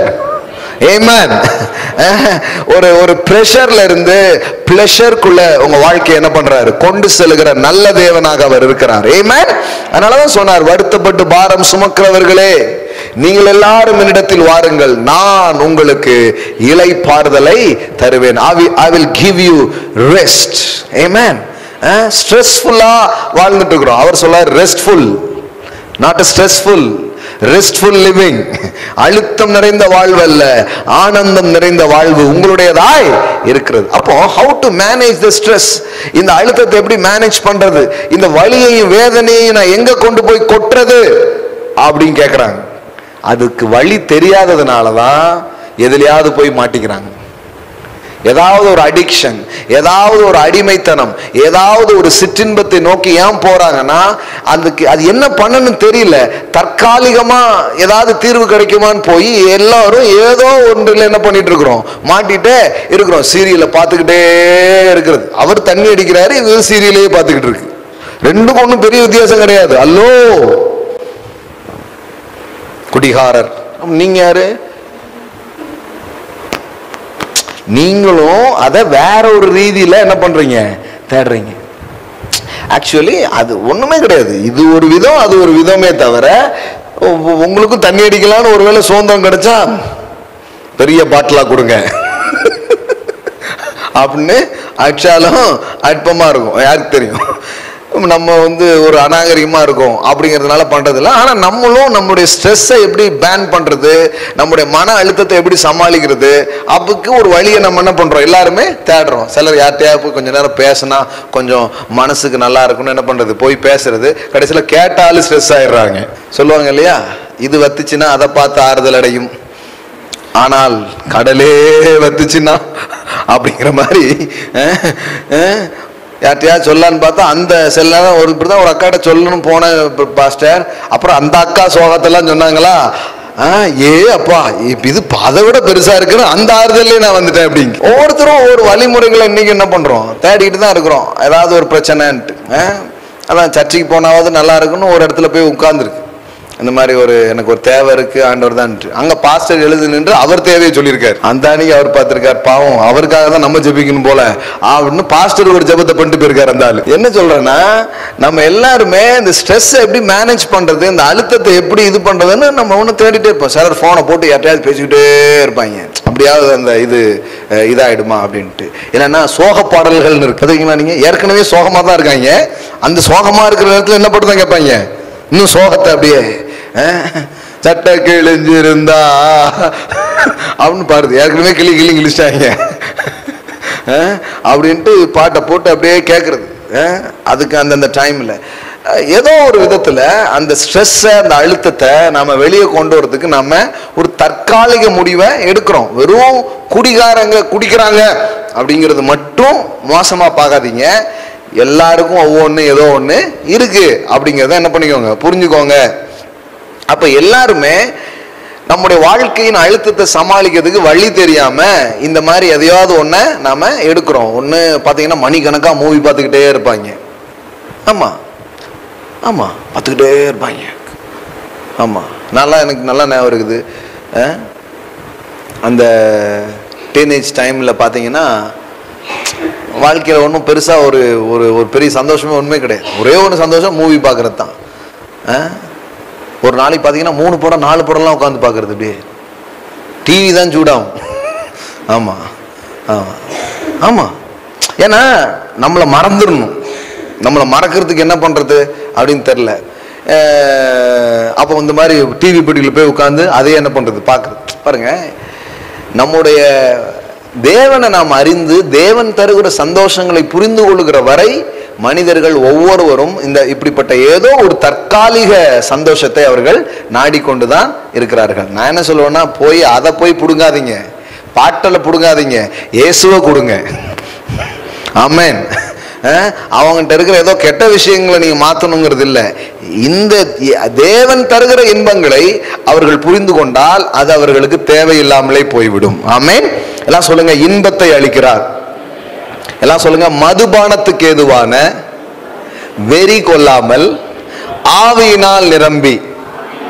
பாருங்க, அப்படின்னா என்ன அர்த்தம்னா, கிரேட்டர் ஜாய்ன்னு ஒண்ணு இருக்குது, ஆவி மதுன்னு ஒண்ணு இருக்குது. வெறும் பாட்டில் இருக்கிற மதுல தான் நீங்க பார்த்திருக்கீங்க. ஆவி மதுன்னு ஒண்ணு இருக்குது, தேவன் தருகிற இன்பம்னு ஒண்ணு இருக்குது. அதனால நீ நிரம்பிட்டனா வாழ்க்கை வேற மாதிரி இருக்கும் அப்படிங்கிறாரு. ஆமென். தேவனிடத்திலே ஒரு போதை இருக்கு, அது இந்த போதை மாதிரி கிடையாது, இந்த சந்தோஷம் மாதிரி கிடையாது. அது உள்ள இறங்குச்சுன்னா சந்தோஷமா இருந்துகிட்டே இருப்பீங்க. ஆமென். அதை சிலர் அனுபவிச்சிருக்கிறாங்க. அப்படி அனுபவிச்சவங்க தான் சொல்றாங்க, அத்திமரம் துளிர் விடாமல் போனாலும், திராட்சை கொடி பலன் தராமல் போனாலும், மந்தைகளிலே ஆடுகள் மாடுகள் இல்லாமல் போனாலும், நான் என் ரட்சிப்பின் தேவனுக்குள் களி கூறுவேன். அப்படின்னு என்ன அர்த்தம்? வாழ்க்கையில எதுவுமே சக்சஸா போல, வாழ்க்கையில எல்லாமே எதிராக தான் இருக்கு, ஆனா சந்தோஷத்துக்கு பஞ்சமே இல்லை. ஏன்னா என் சந்தோஷம் இதை வைத்தல்ல, தேவனை மையமாய் கொண்டதா இருக்கிறது. பாருங்க, நம்ம ஆவிக்குரியங்கன்னா என்ன? இந்த பொருள், அதாவது எதையும் மையமாய் கொண்டு நான் சந்தோஷமா இராமல் தேவனை மையமாய் கொண்டு சந்தோஷமா இருக்க நீங்கள் கற்றுக்கொண்டிருக்கிறீர்கள் என்றால் நீங்கள் ஆவிக்குரியவர்கள் என்று அர்த்தம். நம்ம ஆவிக்குரியதுன்னா சட்டை மாத்திரம் நினைச்சுக்கிட்டு இருக்கோம், நாங்க வெள்ளை செல்லை உடுத்திட்டோம், நாங்க வெள்ளை சட்டை போட்டுட்டோம். அதுக்கு பேர் ஆவிக்குரியது கிடையாது. ஆவிக்குரியதுன்னா என்னன்னு சொல்றாங்க கேளுங்க. மெட்டீரியல் உங்க கையில இல்லாத போது, பாராட்டுகள் உங்களுக்கு கிடைக்காத போது, இந்த உலகத்தின் சில காரியங்கள் உங்களுக்கு சாதகமா இல்லாத போது கூட இன்பத்தோடு சந்தோஷத்தோடு இருக்க முடியுதுன்னா நீங்க தான் நிஜமான ஆவிக்குரியவர்களாக இருக்கிறீங்க. ஏன்னா என் சந்தோஷத்தின் ஆதாரம் தேவனாக இருக்கிறார். காசு இல்லதான், வாழ்க்கையில சக்சஸ் வரலதான், வாழ்க்கையில சில விதங்கள்ல ஃபெயிலியர்ல தான் இருக்கிறேன், ஆனா கூட சந்தோஷமா இருக்கிறேன் அப்படின்னு நீங்க சொல்ல முடியும்னா நீங்க ஆவிக்குரிய வாழ்க்கையை கற்றுக்கிட்டீங்கன்னு அர்த்தம். பவுல் அப்போஸ்தலன் சிறைச்சாலையில் இருக்கிறார், ஜெயில இருக்கிறார். ஜெயில இருந்துகிட்டு தான் பிலிப்பியர் நிருபத்தை அவர் என்ன பண்றாரு, எழுதுகிறார்.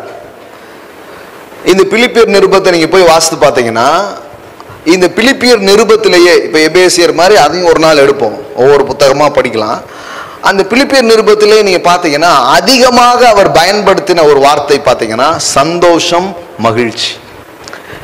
முழு பிலிப்பியர்ல கிட்டத்தட்ட 17 முறைகளுக்கு மேலே ஒரு வார்த்தை திரும்ப திரும்ப வந்துகிட்டே இருக்கும். அது என்னன்னா, ஒண்ணு மகிழ்ச்சி, இல்லைன்னா சந்தோஷம்.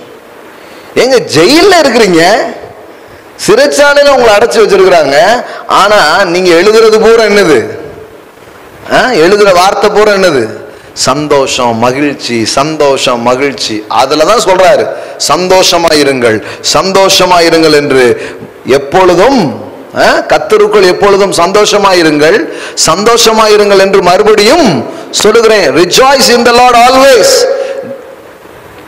எப்போதும் சந்தோஷமா இருங்க அப்படிங்கிறாரு. அப்பனா பவுல் ரொம்ப நல்ல நிலையிலிருந்து சொல்றாரா? ஆக்சுவலி ஜெயிலில் இருக்கிற ஒரு ஆளுக்கு வெளியில் இருக்கிற ஆட்கள் போய் என்ன சொல்லணும், கவலைப்படாதீங்க பவுல் ஐயா, கவலைப்படாதீங்க, ஜெயிலுக்குள்ள இருக்கீங்கன்னு வருத்தப்படாதீங்க, எப்படியாவது ஒரு வக்கீலை பிடிச்சு ஜாமீன் வாங்கிடுறேன், கட்டல்லே இல்லாட்டாலும் பரவாயில்ல, நான் என்ன பண்ணிடுறேன் வாங்கிடுறேன்னு சொல்லணும். நம்ம தானே தைரியப்படுத்தணும்.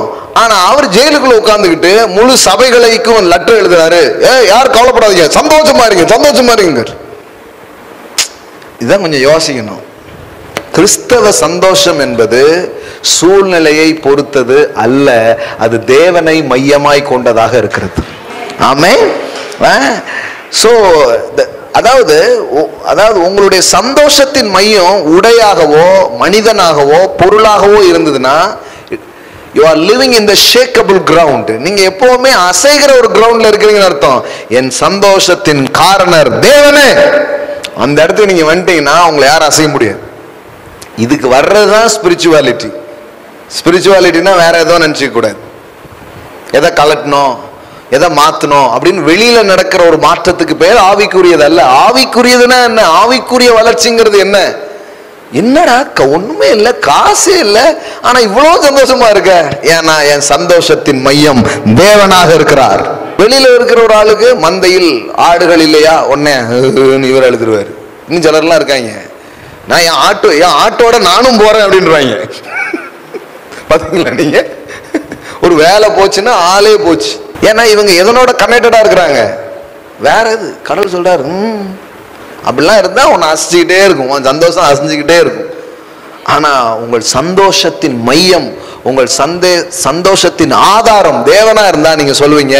அதனாலதான் சொல்றாரு, கர்த்தருக்குள் எப்பொழுதும் சந்தோஷமாயிருங்கள், சந்தோஷமாயிருங்கள் என்று மறுபடியும் உங்களுக்கு சொல்லுகிறேன். ஆமென். ஏன் திரும்ப திரும்ப சொல்றாரு? ஏன்னா பவுலுக்கே தெரியுது நம்ம திரும்ப திரும்ப சோகமாயிடுவோம். மறுபடியும் சொல்றாரு. ஏன்? ஏன்னா மறுபடியும் நம்ம அழுதோம், மறுபடியும் நம்ம மூஞ்சி சுருங்கிருங்கிறது அவருக்கு நல்லா தெரியுது. அதனாலதான் சந்தோஷமா இருங்க. நான் ஒரு இடத்துல இப்படிதான் போய் கேட்டேன், எத்தனை பேர் சந்தோஷமா இருக்கீங்க அப்படின்னு கேட்டேன். ஒருத்தர் கூட்டம் முடிஞ்ச உடனே நான் கேட்டது குறித்து அவருக்கு சந்தோஷம் போயிடுச்சு. அவர் என்ன பிரதர் இப்பெல்லாம் பரிசுத்தமா இருக்கீங்களானே கேட்க மாட்டேங்கிங்க, சந்தோஷமா இருக்கீங்களான்னு தான் கேட்கீங்க அப்படிங்கிறார். அவர் சந்தோஷமே போயிடுச்சு பாருங்க. அப்போ நான் சொன்னேன், பிரதர் சந்தோஷமா இருக்கிற ஒரு ஆளு பாவமே செய்ய மாட்டான், அவன் பரிசுத்தமா இருப்பான். நல்லா புரிஞ்சுக்கோங்க, பாயிண்ட் நல்லா புரிஞ்சுக்கோங்க. சந்தோஷமா இல்லாததுனாலதான் அவன் எதை தேடி போறான், வேற ஏதாவது கிடைக்குமா, வேற ஏதாவது எனக்கு கிடைச்சா நான் அதனால ஒரு திருப்தி அடைஞ்சுக்க முடியுமான்னு அவன் என்ன பண்றான், தேடி போறான். சந்தோஷமா இருந்தா தேடி போறான். அதனாலதான் சந்தோஷமா இருக்கிறீங்களான்னு கேட்கறது சும்மா கிடையாது. சந்தோஷமா இருக்கிற ஒரு ஆளு பரிசுத்தமா வாழ ஆரம்பிப்பான். சந்தோஷம் இல்லாத ஒரு ஆளு தான் இந்த உலகத்தின் சில சிற்றின்பத்தை அவன் தேடி என்ன பண்ண ஆரம்பிக்கிறான், போக ஆரம்பிக்கிறான். கடவுள் அவனை பிடிச்சி உடனே குத்துன்னு குத்துறது இல்லை.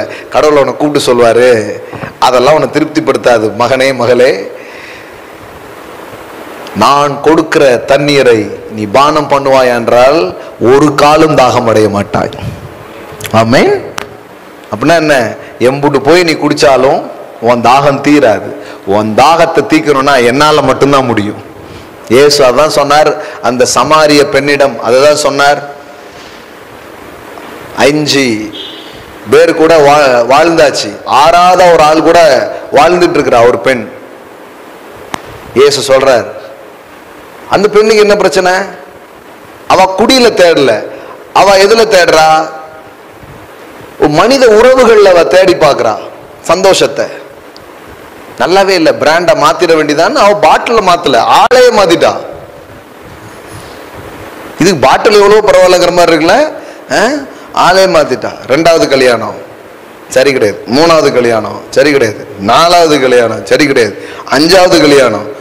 பைபிள் இருக்கிற கதைங்க. எனக்கு ஏன் பைபிள் ரொம்ப பிடிச்சிருக்குன்னா, எல்லா மனிதர்களும் எங்கேயோ இங்கு பொருந்த முடியும். ஹவு மச் இஸ் ரிலேட்டட், கடவுளுடைய வார்த்தை எங்கள் வாழ்க்கையோடு எந்த அளவுக்கு பொருந்தக்கூடியதா இருக்கிறது.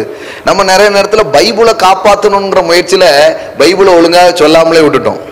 பைபிளை யாரும் காப்பாற்ற வேண்டாம், அதுதான் நம்மளை காப்பாற்றும். ஆமென்.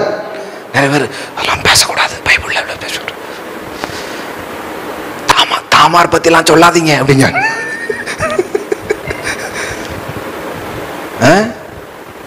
பச்சைபால் கதையெல்லாம் சொல்லாதீங்க, இன்னும் நிறைய கதை.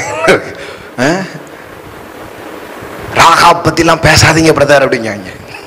அப்புறம் எதுக்கு பிரதர் அம்புட்டையும் எழுதி வச்சிருக்காங்க, எல்லாம் பேசணும்.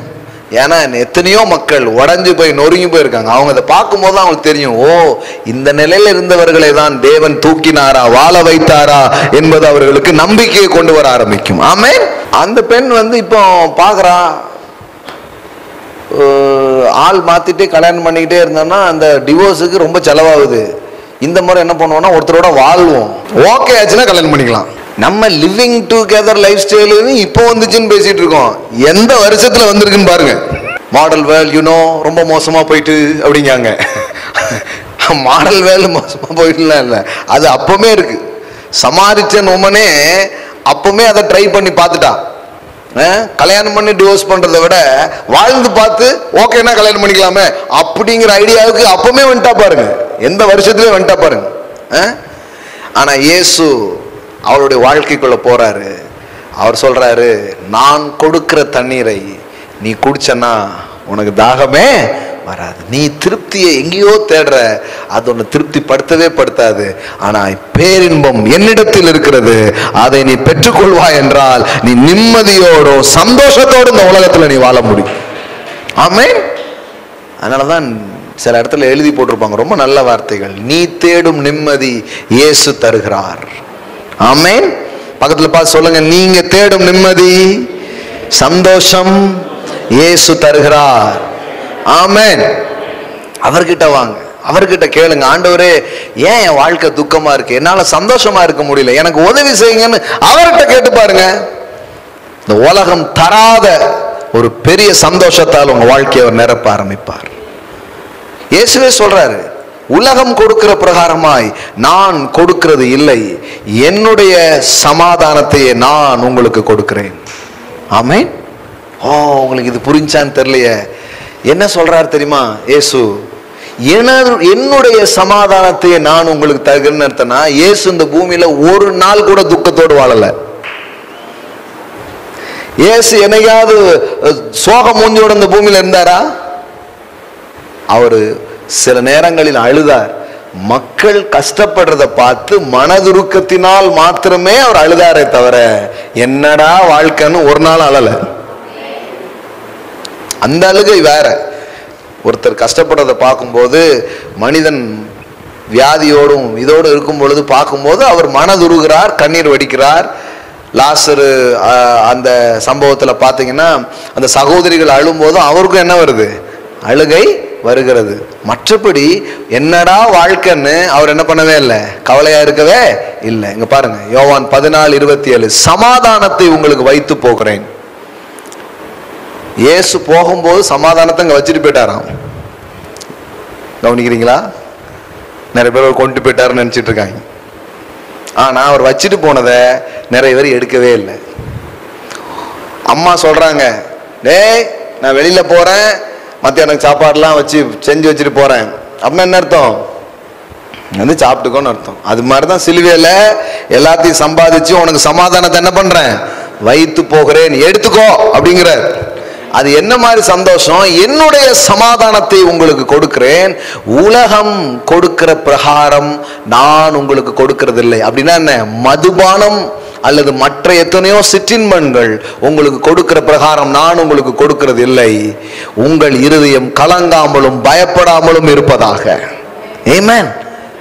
என்ன சொல்றாரு பாருங்க, உலகம் கொடுக்கிற பிரகாரமா நான் கொடுக்கிறது இல்லை. அப்படின்னு என்ன அர்த்தம்னா, தேவன் தருகிற சந்தோஷத்தை உலகத்தால கொடுக்கவும் முடியாது, உலகத்தால எடுக்கவும் முடியாது.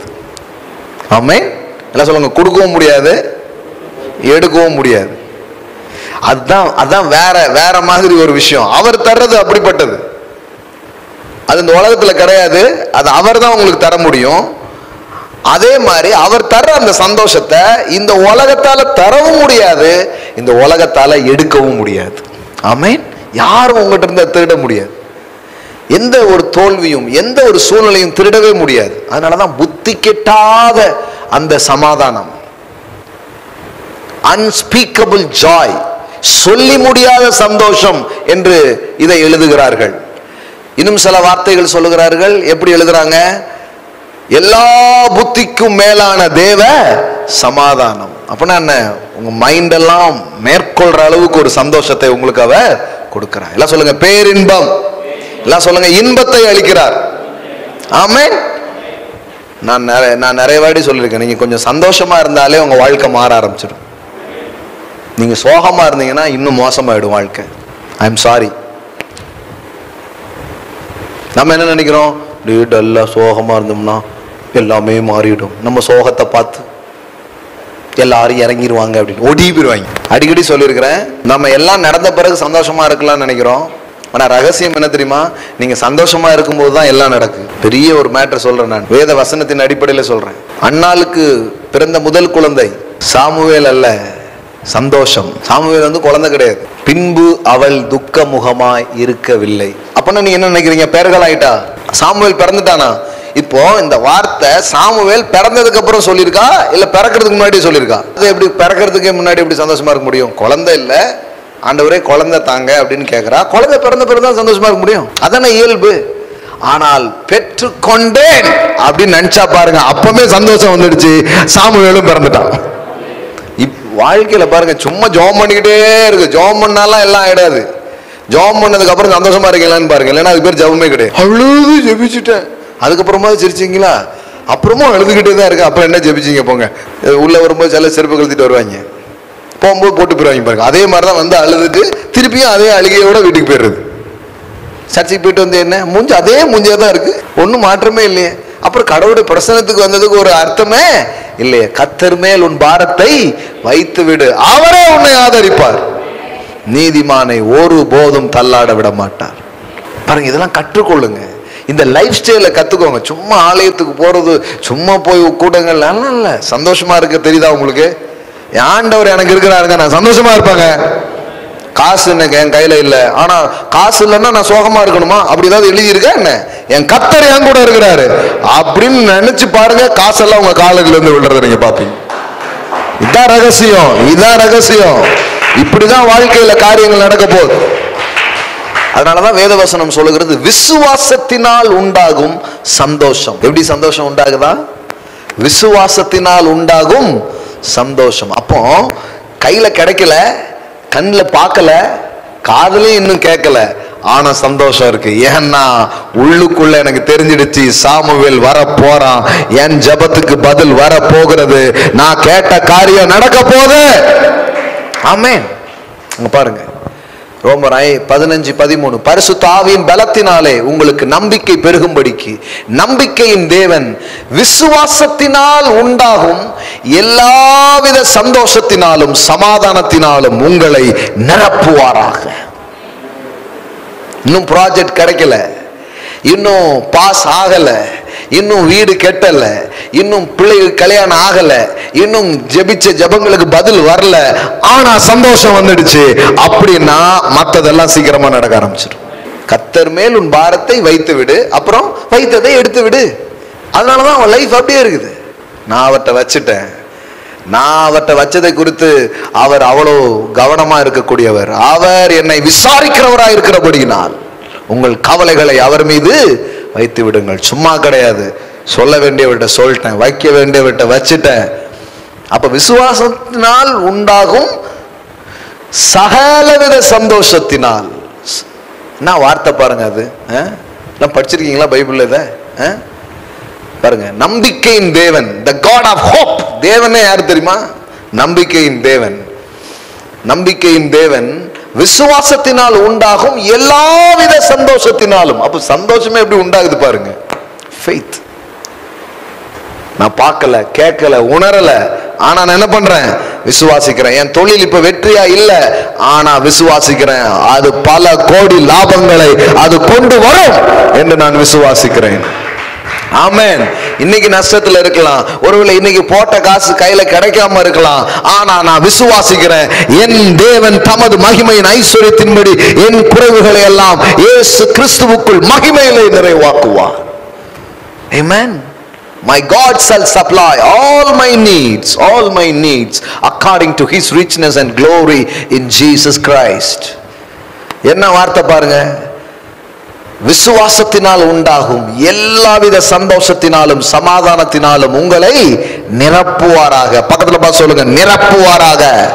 விசுவாசத்தினால் உண்டாகும் எல்லாவித சந்தோஷம், எல்லாவித சந்தோஷத்தினாலும் சமாதானத்தினாலும் உங்களை பாருங்க. அப்ப கடவுள் பாருங்க, ஒரு சந்தோஷத்தை வைக்கல, நிறைய சந்தோஷத்தை வச்சிருக்கிறார். எல்லாம் சொல்லுங்க, எல்லாவித சந்தோஷம். நீங்க உங்க சிச்சுவேஷனை பார்க்கவே பார்க்காதீங்க. என் மகனே, என் வார்த்தைகளை கவனி. ஐயோ, நான் எப்படிங்க இருக்க முடியும்? அப்படி உங்க மைண்ட்ல ஒண்ணு வருது பாருங்க, அதை அப்படியே பிடிங்கி போட்டுங்க. ஆண்டவர் சொல்லியிருக்கிறாரு, நான் சந்தோஷமா இருப்பேன், நான் சந்தோஷமா இருப்பேன். இது மட்டும் நீங்க சொல்லுங்க, மற்றதெல்லாம் அவர் பார்த்துப்பாரு. நான் அதுக்கு வழியே இல்லைங்க, அதுக்கு வாய்ப்பே இல்லைங்க, அது யோசிக்காதீங்க. Daddy, I believe your word. உங்க வார்த்தையை நான் நம்புறேன், உங்க வார்த்தை சொல்லி இருக்குது, நீங்க சொல்லியிருக்கிறீங்க, நான் எல்லாவித சந்தோஷத்தையும் சமாதானத்தையும் நான் பார்ப்பேன். நீங்க சொல்லியிருக்கிறீங்க, நீங்க சொன்னதை உங்க பிள்ளை நான் நம்ப போறேன். அதை நீர் நிறைவேற்ற வல்லவராய் உண்மை உள்ளவராய் இருக்கிறீர். ஆமென். மரியாள் கேட்கிறா, புருஷனை அறியேனே, இது எப்படி ஆகும்? நல்ல கேள்விதான். இப்ப நான் இதெல்லாம் போதிக்கும் போது உங்களுக்கு கூட என்ன தோணும்? எல்லாம் கரெக்டுங்க, ஆனா இது நடக்கணும்ல, அதெல்லாம் கரெக்டுங்க, இது வரணும்ல, அதெல்லாம் கரெக்டுங்க, இது எப்படிங்க ஆகும்? நடக்கிறத பார்க்கும்போது இடியாப்ப சிக்கல் மாதிரிலாம் இருக்கு. இது எப்போ நூடுல்ஸ் மாதிரி ஒன்று ஒன்றா மாறும்னு தெரியலையே, அப்படிங்கிற மாதிரி தான் இருக்கலாம். நான் சொல்றேன், அது உங்க வேலை கிடையாது, அது உங்க வேலையே கிடையாது. தூதன் மரியாளுக்கு ஒன்னே ஒன்று தான் சொல்றான், தேவனால் கூடாத காரியம் ஒன்றுமில்லை. இன்னைக்கு சாயங்காலம் சொல்றேன், நான் நிறைய ஆன்லைன்ல பார்த்துட்டு இருக்கிற பிள்ளைங்க, யூடியூப்ல பார்த்துட்டு இருக்கிற பிள்ளைங்களுக்கு சொல்றேன், தேவனால் கூடாத காரியம் ஒன்றுமில்லை. Just believe his word. எனக்கு தெரியாது எப்படி ஆகும்னு, எனக்கு தெரியாது. இவர் வந்தா தானே நடக்கும், இவங்க கையெழுத்து போட்டா தானே நடக்கும், இவங்க பண்ணாதானே நடக்கும், ஏதோ ஒண்ணு நடந்தாதான் அது நடக்கும் நீங்க நினைக்கிறீங்க. அவர் சொல்றாரு, என் ஆவியில எல்லாமே ஆகும். புருஷனை அறியனேங்கிறா. அப்போ அவளுக்கு சொல்லப்படுற பதில் என்ன தெரியுமா? தேவதூதன் அவளுக்கு பிரதியுத்தரமாக, பரிசுத்த ஆவி உன்மேல் வரும், உன்னதமானவருடைய பலம் உன்மேல் நிழலிடும், ஆதலால் உன்னிடத்தில் பிறக்கும் பரிசுத்தம் உள்ளது தேவனுடைய குமாரன் என்னப்படும். அது அவருடைய ஆவி செய்யும். எல்லாம் சொல்லுங்க, அவர் வார்த்தை சொன்னதை, சவுண்டா சொல்லுங்க, அவர் வார்த்தை சொன்னதை அவர் ஆவி நிறைவேற்றும். நல்லா சொல்லுங்க பார்க்கலாம். ஆவிங்கிறதுக்கு இன்னொரு வார்த்தை கரம். வார்த்தையினால் சொன்னதை தம் கரத்தினால் நிறைவேற்றுகிற தேவனாக அவர் இருக்கிறார். ஆமென். ஆமா, அது என்ன எவ்வளவு பெரிய விஷயமா இருக்கட்டும், அவர் செய்வார். அந்த நம்பிக்கையில தான் வாழ்றோம். விசுவாசித்தேன் ஆகையால் பேசினேன், அவ்வளவுதான்.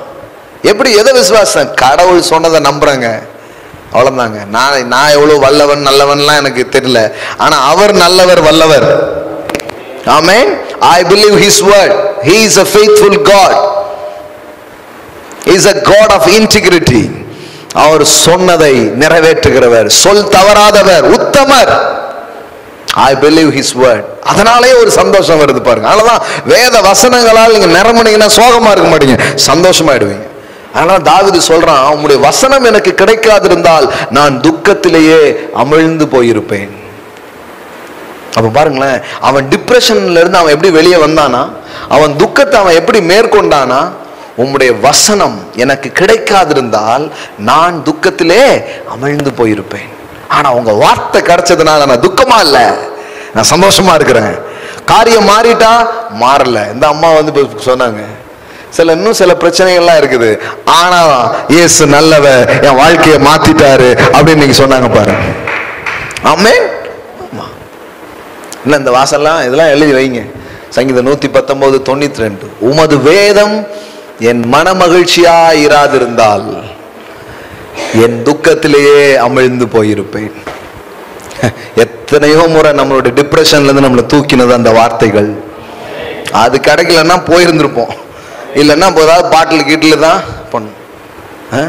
ஒவ்வொருத்தரும் அதை பல்வேறு வழிகளை நாடி தேடி அதை எப்படி அந்த ஸ்ட்ரெஸ்ஸை எப்படி மேற்கொள்ளணும் தெரியாம இருக்கிறாங்க. ஆனா நமக்கு பாருங்க, அவருடைய வார்த்தைகள் அது கிடைக்குது, அது உண்டாகுது பாருங்க. அப்ப நான் சொல்றேன், நடக்கிறதுக்கு முன்னாடியே சந்தோஷமாயிடுங்க. ஆமென். எல்லாம் சொல்லுங்க, நான் சந்தோஷமா தான் இருக்க போறேன். எல்லாம் சொல்லுங்க, நான் விசுவாசிக்கிறேன், நான் சந்தோஷமா இருப்பேன். ஆமென். யாராவது உங்க மூஞ்ச பார்த்த உடனே, என்ன வீடு கட்டிட்டியா, என்ன கல்யாணம் ஆயிட்டா பிள்ளைக்கு, உன் மூஞ்ச பார்த்தா அப்படி தெரியுது அப்படின்ட்டு, ஆயிட்டு, என் தேவன் ஆக்கிட்டார் எல்லாத்தையும். ஆமென். சந்தோஷமா மட்டும் இருங்க பாருங்க, வாழ்க்கையில அற்புதத்துக்கு மேல அற்புதம் நடந்துகிட்டே இருக்கும்.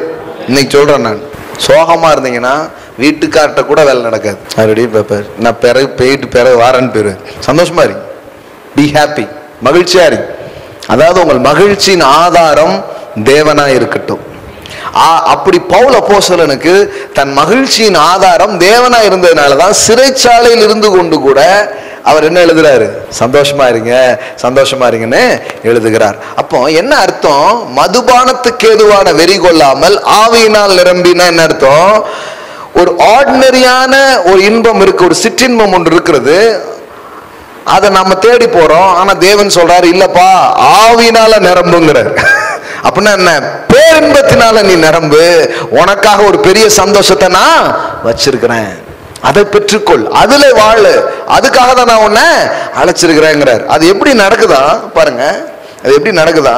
எபேசியர் 5 அதனுடைய தொடர்ச்சி பாருங்க. 18 துன்மார்க்கத்துக்கு ஏதுவான மதுபான வெறி கொள்ளாமல் ஆவியினால் நிறைந்து சங்கீதங்களினாலும் கீர்த்தனைகளினாலும் ஞான பாட்டுகளினாலும் ஒருவருக்கொருவர் புத்தி சொல்லிக் கொண்டு உங்கள் இருதயத்தில் கர்த்தரை பாடி கீர்த்தனம் பண்ணி. பாட்டு பாடுங்கிறார். ஆமென். சொல்லுங்க, பாடல்கள். ஆமென். ஆவியினால நிரம்பின அர்த்தம். வாழ்க்கையில ஒன்றும் பெருசா நடக்கல, ஆனா சூப்பரா எடுத்து கர்த்தருடைய மகிமைப்படுத்தும்படி பாடல்கள், சந்தோஷ பாடல்கள், சந்தோஷ கீதங்களை பாட ஆரம்பிச்சுட்டு, அது ஒரு வழி பாருங்க. பாட நிரம்பிடுவீங்க. ஆமென். அதனாலதான் சம்டைம்ஸ் பாருங்க, நம்ம வர்ஷிப் பண்றோம், ஆராதிக்கிறோம், மகிழுகிறோம், அப்படியே பாத்தீங்கன்னா எத்தனை பாட்டில் போட்டாலும் அவ்வளவு சந்தோஷம் வராது. அவ்வளவு சந்தோஷத்தால் அவர் நம்மளை நிரப்புகிறார். ஆமென். நாம யாரும் எம்டியா இருக்க படைக்கல, நாம் எல்லாரும் நிறைந்திருக்க படைக்கிறோம். இவைகளால் நிரம்பவில்லை என்றால் வேறு ஏதோ ஒன்றினால் நிரம்பி இருப்போம். வெற்றிடம் என்று ஒன்று கிடையாது, அவைகள் காலிகளால் நிரம்பி இருக்கும். எல்லாமே ஏதோ ஒண்ணுல நிரம்பி இருக்கும். வெற்றிடம்னு ஒண்ணு கிடையவே கிடையாது. இந்த இடத்துல வெளிச்சம் எல்லாம், இந்த இடத்துல என்ன இருக்கும்? இருட்டு இருக்கும். பேரின்பம் என்ன இருக்கும்? சிற்றின்பம் இருக்கும். அப்போ மக்கள் சிற்றின்பத்தில் வாழுகிறார்கள் என்று அவங்கள குத்துறதை விட்டுட்டு அவங்களுக்கு எதை சொல்லிக் கொடுக்கணும்? பேரின்பத்தில் வாழ்வது எப்படின்னு சொல்லிக் கொடுக்கணும். பேரின்பத்தை எப்படி அனுபவிப்பது என்பதை புரிந்து கொள்ளணும். அதுதான் வழியே தவிர சிற்றின்பத்தின் மூலம் நாம போக முடியாது. சிற்றின்பம் என்ன பண்ணும்னா, கொஞ்சம் இன்பத்தை கொடுத்துட்டு ரொம்ப துன்பத்தை கேட்கும். அதனுடைய பிரைஸ் ரொம்ப ஹெவி. அதாவது high cost for low living. சிற்றின்பம் என்ன தெரியுமா? High cost for low living. அதாவது பெரிய விலையை கேட்டு ஒரு தரக்குறைவான வாழ்க்கையை உங்களுக்கு தரும். ஆனா நீங்க கொடுக்குற விலை என்னதான் இருக்கும்? ரொம்ப ஹெவியா இருக்கும். ஆனா கிடைக்கிறது, நீங்க பாத்துருக்கீங்களா? நாள் முழுவதும் சம்பாதிச்ச கொண்டு ஒரு பாட்டில் வாங்கிடுவான். கடைசியில் பார்த்தீங்க, ஒரு நாள் சில நேரம்லாம் பார்த்தா ரொம்ப பரிதாபமா இருக்கும். நோட்டு ஏதாவது பிள்ளைகளுக்கு வாங்கிட்டு அதோட ரோட்டில் கிடந்துட்டு இருப்பான். பார்த்தா ரொம்ப வலிக்கும். அந்த பிள்ளைங்க வீட்டில் காத்துட்டு இருப்பாங்க, அந்த மனைவி காத்துட்டு இருப்பான், ஆனால் அதோட கிடப்பான். அப்போ இவர் ஒரு நாள் கொஞ்சம் இன்பமா இருக்கும்னு ஆரம்பிச்சது தான், அது என்ன ஆயிடுது?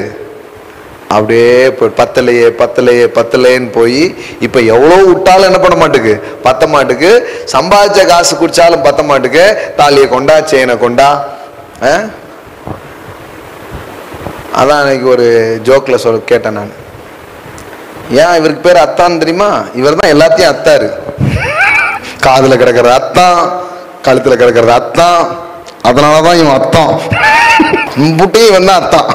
அப்போ ஒரு டைம்ல பாத்தீங்கன்னா தாண்டி போயிடுது பாருங்க. அப்போ என்ன ஆயிடுது? சிற்றின்பத்தின் அதுல என்ன பண்ணுறது? தப்புன்னு என்னன்னா, அங்க அந்த பவுண்டரியில நிக்காது. அது அப்படியே போய் போய் போய் போய் நம்மளா ஒரு வேர்க்கடலையே நம்மளால லிமிட்டா சாப்பிட மாட்டோம். 2 போடுவோன்னு போட்டு மும்புட்டு கடலை தின்றுவோம். சில பாருங்க பாதாம் வாங்கி வச்சு நான் டெய்லி ஒண்ணு சாப்பிட போறேன்ட்டு மத்தியானத்துக்குள்ள கலையாய் போயிரும் பாருங்க. பாத்தீங்களா நீங்க? அரைச்சி தின்னாவும்.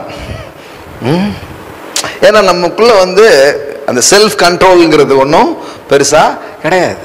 நம்ம லேசா ஆரம்பிப்போம், அப்புறம் கொட உள்ள ஆழமா போயிடும். அப்போ இந்த மதுபானத்தை குறித்து ஏன் ஒரு எதிரான சிந்தனையை நாம் கொண்டு வருகிறோம் அப்படின்னா, அவைகள் இன்பத்தின் வழியா இருந்தாலும் கொஞ்ச நேரம் இதா இருந்தாலும், ஆனா பெரிய விலையை நம்மகிட்ட கேட்டு சில நேரத்தில் நம்முடைய மனதை அது எஃபெக்ட் பண்ணி பாருங்க. பைபிள்ல எப்படி சொல்லியிருக்கு பாருங்க. இந்த குடிக்கிற விஷயத்தை குறித்து நிறைய இருக்கு பைபிள்ல. பைபிள்லாம் வேற எதுவும் நினைச்சு கூடாது. பாருங்க, இதே நீதிமொழிகள் பாருங்க. Thank you Jesus. குடிப்பது ஏன் கூடாது? ஏன் குடிப்பது கூடாது? தேங்க்யூ. 31:4. திராட்சரசம் குடிப்பது ராஜாக்களுக்கு தகுதி அல்ல. ஏன் குடிக்காத? ஏன்னா அது யாருக்கு தகுதி கிடையாது? அப்படின்னா என்ன அர்த்தம்னா, அங்க பார்ப்பா, பைபிள் வந்து குடிக்காதன்னு பேசல, தகுதியை பத்தி பேசுது. விளங்குச்சா உங்களுக்கு? குடிக்காதன்னு பேசல, எப்படி பேசுது? நீ கிங்குப்பா, நீ ராஜாப்பா, உன் லெவலுக்கு இதெல்லாம் சரியே கிடையாது, நீ இதை எவ்வளோ மதிப்பான ஆள் தெரியுமா அப்படிங்கிறார். எல்லாம் சொல்லுங்க. திராட்சரசம் குடிப்பது ராஜாக்களுக்கு தகுதி அல்ல.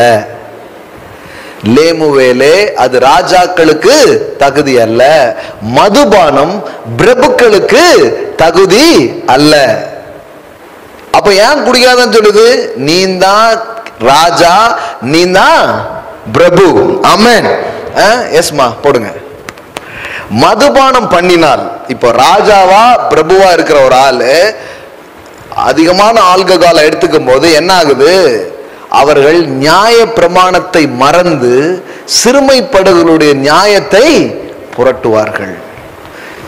என்ன நடக்குன்னே தெரியாது, தப்பு தப்பா தீர்ப்பு சொல்லி தப்பு தப்பா எதையாவது பண்ணி எத்தனை பேருடைய வாழ்க்கை என்ன ஆயிடும்? கெட்டு போயிடும். ஆப்ரேஷன் பண்ண போற ஒரு டாக்டரு நல்ல ட்ரிங்க்ஸ்ல வந்து ஆப்ரேஷன் பண்ண எப்படி இருக்கும்? ரைட் சைடு கட் பண்ணுவாரா லெஃப்ட் சைடு கட் பண்ணுவாரான்னு தெரியாது. ஏற்கனவே சரியா இருக்கும் போது என்னெல்லாமோ ஆகி போயிருது. அந்த வெளின்னு வந்தாங்க, இதுக்கு ஆப்ரேஷன் பண்ணிட்டாங்கன்னு தெளிவா இருக்கும் போதே முட்டு குழப்பம். இதுல இது உள்ள போச்சுன்னா என்னது? இது அப்படியே குழப்பம், மைண்ட குழப்பம். ஹோலி ஸ்பிரிட் கொடுக்கிற சந்தோஷத்துக்கும் அதுக்கும் ஹை போதை இருக்கு. ஆனா அது நிதானத்தை இழக்க செய்யாது, இது நிதானத்தை இழக்க செய்யும். அது உங்களை மறக்க செய்து சந்தோஷம் அடைய செய்வது, இது உங்களை நினைவில் வைத்தே சந்தோஷப்பட வைப்பது. எத்தனை பேர் புரியுது நான் சொல்றது? இது உள்ள போய் உங்களையே மறக்கடிச்சிடும். அதனாலதான் அப்படியா பேசுன அப்படிம்பாங்க. அப்படிதான்டா பேசுன, உனக்கு என்னடா மரியாதை அப்படின்ற மாதிரி. என்னது அடிச்சனா எப்போ அப்படிமா? என்ன ஆயிடுது? மதிய மயக்குது. இன்னும் நிறைய நடக்குது. நான் நேற்றுக்கு ஒரு ஹோம் போயிருந்தேன். இந்த ஹோம்ல நான் பார்த்தேன்னா கண்ணீர், அப்படியே ரத்த கண்ணீர் தான் அடிக்கணும். 14 வயசு 15 வயசு பிள்ளைகள் வந்து கர்ப்பமா இருக்கிறாங்க. தன் சொந்த தகப்பனாரால் குடிச்சிட்டு என்ன நடக்குதுன்னே தெரியல. அவ எப்படி போயிடுது பாருங்க.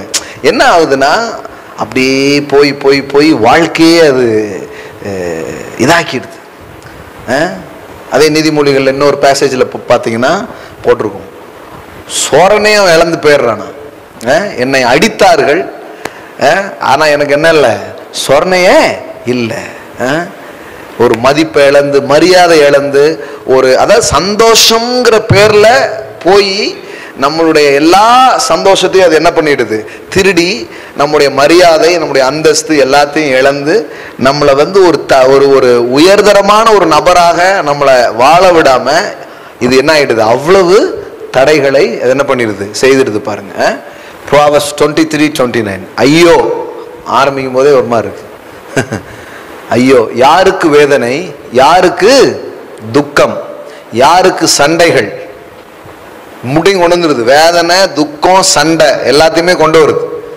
யாருக்கு புலம்பல், யாருக்கு காரணம் இல்லாத காயங்கள், யாருக்கு ரத்தம் கலங்கின கண்கள், எதெல்லாம் எஃபெக்ட் பண்ணுது பாருங்க. பாடி எல்லாத்தையும் அது எஃபெக்ட் பண்ணுது.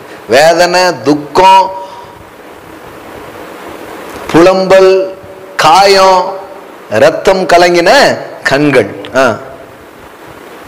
மதுபானம் இருக்கும் இடத்திலே தங்கி தரிப்பவர்களுக்கும் கலப்புள்ள சாராயத்தை நாடுகிறவர்களுக்கும் தானே. அவங்களுக்கு தான் இதெல்லாம். மதுபானம் இரத்த வர்ணமாய் இருந்து பாத்திரத்திலே பளபளப்பாய் தோன்றும் போது நீ அதை பாராதே, அது மெதுவாய் இறங்கும். எவ்வளவு அழகா சொல்லியிருப்பாருங்க. முடிவிலே அது பாம்பை போல் கடிக்கும், விரியனை போல் தீண்டும். அது ஒரு விஷம், கொஞ்சம் கொஞ்சமா உள்ள ஏறி. இது விஷம்னா ஒரே நாள்ல செத்துருவான். இது அப்படி கிடையாது, பாம்பு விஷம் மாதிரி மெதுவா போய் அப்புறம் கொல்ற மாதிரி கொல்றோம். உன் கண்கள் பரஸ்திரிகளை நோக்கும், உன் உள்ளம் தாறுமாறானவைகளை பேசும். நீ நடுக்கடலில் சயனித்திருக்கிறவனை போலவும் பாய்மர தட்டிலே படுத்திருக்கிறவனை போலவும் இருப்பாய். என்ன நம்ம கடல்ல மிதக்கிற மாதிரியே இருக்கு. அதே தான் எப்படி எப்படி போடுறாங்க பாருங்க. நீ என்னை அடித்தார்கள் எனக்கு நோகவில்லை, என்னை அறைந்தார்கள் எனக்கு சுரணை இல்லை, நான் அதை பின் தொடர்ந்து தேட எப்பொழுது விழிப்பேன் என்பாய். அவ்வளவுதானா? அப்ப பாருங்க என்னப்பா எவ்வளவு டெஸ்ட்ராய் பண்ணுது பாருங்க லைஃப், வாழ்க்கையை அது என்ன பண்ணுது, அழிக்குது. இது மதுபானத்தை மட்டும் நான் சொல்லல, எல்லா சிற்றின்பங்களும் இப்படிதான் மனுஷனுடைய வாழ்க்கையை அது அழிக்குது. அதனாலதான் என்ன சொல்றாரு, மதுபானத்துக்கு ஏதுவான வெறி கொள்ளாமல் ஆவியினால் நிரம்பி. அப்படின்னா என்ன, என்கிட்ட ஒண்ணு இருக்குப்பா அதை வாங்கி குடிங்கிறார். ஆமேன். என்கிட்ட வந்து பானம் பண்ணுங்கிறார். நான் தர்ற சந்தோஷம், நான் தர்ற மகிழ்ச்சி, நான் தருகிற பலன், நான் தருகிறத நீ பெற்றுக்கொண்டா போதையாவும் இருக்கும், உன் பாதை சூப்பராகவும் இருக்கும் அப்படின்ட்டார். ஆமென். உண்மையிலேயே ஹோலி ஸ்பிரிட்ல நிரம்புறது ஒரு சூப்பர் போதை. ஆமென். இங்க சம்டைம்ஸ் நடக்கும். இதே ஒரு செவ்வாய்க்கிழமை ஒரு நாள் பேசிட்டே இருக்கும்போது இப்படிதான் நடந்துடுச்சு. அவ்வளோ ஹோலி ஸ்பிரிட் வந்து இந்த இடத்துல ஃபில் பண்ணார் மக்களை. இதே மாதிரி ஒரு செவ்வாய்க்கிழமை பைபிள் ஸ்டடி நடந்துட்டு இருக்கும்போது தான் அவ்வளோ சந்தோஷத்தால மக்கள் நிரப்பப்பட்டாங்க. Joy of the holy ghost. அதை கேட்பாங்க, என்னங்க அவங்க சிரிக்கிறாங்க அப்படிங்கிற, வேற ஒன்றும் இல்லை, சந்தோஷம் உள்ள ஊத்திட்டு இருக்கிறார். Joy of the holy ghost. Amen. சந்தோஷத்தினால நிரப்புவார் ஆவியானவர், மகிழ்ச்சினால நிரப்புவார். ஆக்சுவலி பார்த்தா சந்தோஷமா இருக்கிறதுக்கு எந்த சூழலுமே அங்க இருக்காது, ஆனா சந்தோஷத்தினால நிரப்பிடுவார். எதுக்கு நிரப்புறாரு, அதுவும் இதுவும் உன்னை சந்தோஷப்படுத்துறது இல்லை, நான் தான் உன்னை சந்தோஷப்படுத்துறேன் அப்படிங்கிறத நிரூபிக்கிறதுக்காகவே சந்தோஷத்தால் நிரப்புறாரு. அப்புறம் அந்த சந்தோஷத்தை வச்சு நீங்க எல்லா சாதனைகளும் செய்வீங்க. ஏன்னா சந்தோஷமா இருக்கிறதே உங்கள் பலன். ஆமென். ஒரு ஆளை பலவீனப்படுத்தணும் என்ன பண்ணும், சந்தோஷத்தை திரிடணும், வீக் ஆயிடுவாங்க. அப்போ துக்கமா இருக்கிறது வீக்னஸ், சந்தோஷமா இருக்கிறது ஸ்ட்ரென்த். ஆமென். மகிழ்ச்சியா இருப்பதே உங்கள் பலன். சொல்றாங்க பாருங்க, என்னுடைய பலத்தின் ரகசியம் அப்படின்ட்டு. உங்கள் பலத்தின் ரகசியமே சந்தோஷமா இருக்கிறது தான். ஹாப்பியா இருக்க இருக்க எனர்ஜியா இருப்பீங்க. துக்கமா இருக்கும் பொழுது உங்க பலவீனமா நீங்க உணர ஆரம்பிப்பீங்க. அப்ப பாருங்க, மதுபானத்துக்கு ஏதுவான வெறி கொள்ளாமல் ஆவியினால் நிரம்பி. இது நடந்திருக்கா? இது எங்க நடந்துச்சு உங்களுக்கு காட்டுறேன் பாருங்க. அப்போஸ்தலர் நடபடிகள் 2வது அதிகாரம். சபை ஆரம்பித்த முதல் நாளே அதான் நடந்துச்சு. டே 1 என்ன தெரியுமா, ஆவி மதுவை தேவன் தன் சபைக்கு கொடுத்ததுதான். நியூ டெஸ்டமெண்ட் சபை ஸ்டார்ட் ஆகுது. பழைய பாட்டினுடைய உடன்படிக்கை முடிந்து புதிய உடன்படிக்கை துவங்குகிறது. இயேசு கல்வாரி சிலுவையில் மனிதனுடைய பாவம், சாபம், நோய், தரித்திரம் எல்லாம் நீங்கும்படி மரித்து அவர் உயிரோடு எழும்பி சீசர்களுக்கு தாம் உயிர் உள்ளவராக காண்பித்து அவர் பரமேறி பிதாவின் வலது பரிசத்தில் என்ன பண்றாரு, உட்கார்றாரு. உட்காரும் போது சீசர்கிட்ட சொல்றாரு, எருசலேமிலே நீங்கள் காத்திருங்கள், நான் பரிசுத்த ஆவியை உங்களுக்காக அனுப்புவேன். அப்படின்னா திரித்துவத்துல இன்னொருத்தர் வர போறார். ஃபாதரை பார்த்துட்டீங்க, சன்னை பார்த்துட்டீங்க, இப்போ ஒருத்தரை பார்க்க போறீங்க. அவர் தான் பரிசுத்த ஆவியானவர். Amen. Is a comforter, is like a mother. அவரை அனுப்புவேன், அவர் உங்க கூட இருக்க போறார், அவர் என்ன மாதிரியே இருப்பார், என்னை உங்களுக்கு வெளிப்படுத்துவார். இவ்வளவும் இயேசு சொல்லிட்டார் பாருங்க. இப்ப வெயிட் பண்ணிட்டு இருக்கிறாங்க. வெயிட் பண்ணிட்டு தான் அர்த்தம். நல்லா பாடி துதிச்சு லூக்கால கடைசியில பாத்தீங்கன்னா அவங்க என்ன பண்ணிட்டு இருந்தாங்கிறத நம்ம அங்க பார்க்க முடியும். Look chapter 24, 52 and 53. 49 இருந்து படிக்கிறேன். என் பிதா வாக்குத்தத்தம் பண்ணினதை இதோ நான் உங்களுக்கு அனுப்புகிறேன். நீங்கள் உன்னதத்திலிருந்து வரும் பலனால் தரிப்பிக்கப்படும் வரைக்கும் எருசலேம் நகரத்தில் தங்கியிருங்கள் என்றார். பின்பு அவர் பெத்தானியா வரைக்கும் அவர்களை அழைத்து கொண்டு போய் தம்முடைய கைகளை உயர்த்தி அவர்களை ஆசீர்வதித்தார். அவர்களை ஆசீர்வதிக்கையில் அவர்களை விட்டு பிரிந்து பரலோகத்துக்கு எடுத்துக்கொள்ளப்பட்டார். அப்ப ஜீசஸ் வந்து ரிசரெக்ட், உயிரோடு எழும்பி சீசர்களுக்கெல்லாம் தன்னை காண்பித்து இப்ப என்ன பண்றாரு, மேல போறார். போனதுக்கு அப்புறம் நீங்க போகும்போது என்ன சொன்னார், நீங்க எருசலேம்ல என்ன பண்ணுங்க, காத்திருங்கன்னார். என்ன பண்ணிட்டு இருந்தாங்க? 52. அவர்கள் அவரை பணிந்து கொண்டு மிகுந்த சந்தோஷத்தோடு எருசலேமுக்கு திரும்பி வந்து நாடோறும் தேவாலயத்திலே தேவனை புகழ்ந்து துதித்து கொண்டிருந்தார்கள். ஆமென். டெய்லி அவங்க வேலை என்னது? Let praise, sing. பாட்டு பாடுறாங்க, கர்த்தரை துதிக்கிறாங்க. இது நடந்துகிட்டே இருக்குது. இந்த மாதிரி ஒரு 120 பேர் ஒரு வீட்டு மாடியில் உட்கார்ந்து பாடிட்டே இருக்கிறாங்க, தூச்சிக்கிட்டே இருக்கிறாங்க. பரலோக பார் திறக்கப்பட்டது, ஆவி மதுவை அவர் ஊற்றுகிறார். என்ன நடந்தது பாருங்க. 2வது அதிகாரம் 1வது வசனம், அப்போஸ்தலர் 2:1. பெந்தேகோஸ்தே என்னும் நாள் வந்த போது அவர்கள் எல்லோரும், that means the 50th day. Pentecost அப்படின்னா 50ன்னு அர்த்தம், 50வது நாள் அர்த்தம். சர்ச்சு பேர் கிடையாது பெந்தேகோஸ்தே. ஓ, பெந்தேகோஸ்தே சர்ச்சா அப்படின்னு. பெந்தேகோஸ்தேனா சர்ச்சு பேர் கிடையாதுங்க.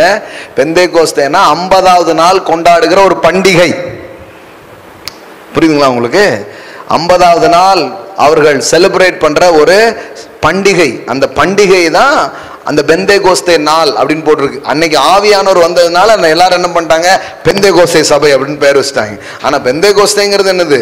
50வது நாள் வரும் ஒரு பண்டிகையின் பெயராக அது இருக்கிறது. அது சபையின் பெயர் அல்ல.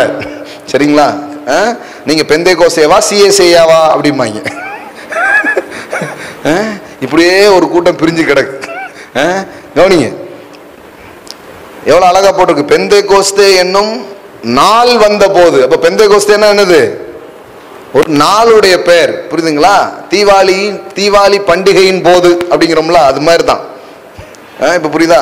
கிறிஸ்துமஸ் போது அப்படிங்கிறோமே, அது மாதிரி வந்த போது அவர்கள் எல்லாரும் ஒருமனப்பட்டு ஓரிடத்தில் வந்திருந்தார்கள். அப்பொழுது பலத்த காற்று அடிக்கிற முழக்கம் போல் வானத்திலிருந்து சடிதியாய் ஒரு முழக்கம் உண்டாகி அவர்கள் உட்கார்ந்திருந்த வீடு முழுவதையும் நிரப்பிற்று. ஆமென். அவங்க ஒரு மாடியில பாடி கர்த்தரை துதிச்சுக்கிட்டு இருக்கிறாங்க. சடன்லி ஒண்ணு நடக்குது. சடிதியாய் ஒரு காரியம் என்ன பண்ணுது, அங்க நடக்குது. பலத்த காற்று அடிக்கிறது போல, முழக்கம் போல வானத்திலிருந்து சடிதியாய், எல்லாம் சொல்லுங்க, சடிதியாய் ஒரு முழக்கம் உண்டாகி அவர்கள் உட்கார்ந்திருந்த வீடு முழுவதையும் நிரப்பிற்று. அல்லாமலும் பாருங்க, இந்த மாதிரி எக்ஸ்பீரியன்ஸ் எப்படி இருக்கும் பாருங்க. நிறைய முறை நடந்திருக்கு, நிறைய முறை நாம் அதை எக்ஸ்பீரியன்ஸ் பண்ணியிருக்கிறோம். ஒரு நாள் மாடி சர்ச்சில் இருக்கும்போது இது மாதிரி தான் நான் பிரசங்கம் பண்ணி கொண்டிருந்தேன். ஒரு நாள் சண்டே மார்னிங் பேசிட்டு இருந்தேன். இதே ஜாய் பற்றி தான் பேசிட்டு இருந்தேன். நான் ஒரு 3/4 மணி நேரம் பேசிட்டு இருந்திருப்பேன். ஹோலி ஸ்பிரிட்டுடைய ஃப்ளோ அப்படியே அந்த இடத்துல ஊற்றப்பட்டது பாருங்க. எல்லாரும் அங்கே சந்தோஷத்தினால நிரப்பப்பட்டேன். நம்ம ஆட்களுக்கு என்ன தெரியுமா, ஆவியானவர் வந்தா எல்லாரும் அழுவாங்க, ஆனா இங்க சிரிக்கிறாங்க. அநேகமா இது டூப்ளிகேட் ஹோலி ஸ்பிரிட்டா தான் இருக்கும் அப்படின்ட்டாங்க. என்ன ஒரு புரிதல் பாருங்க. அதாவது பிசாசு சிரிக்க வைப்பான், ஆண்டவர் அழ வைப்பார். உங்க தியாலஜில தீய வைக்க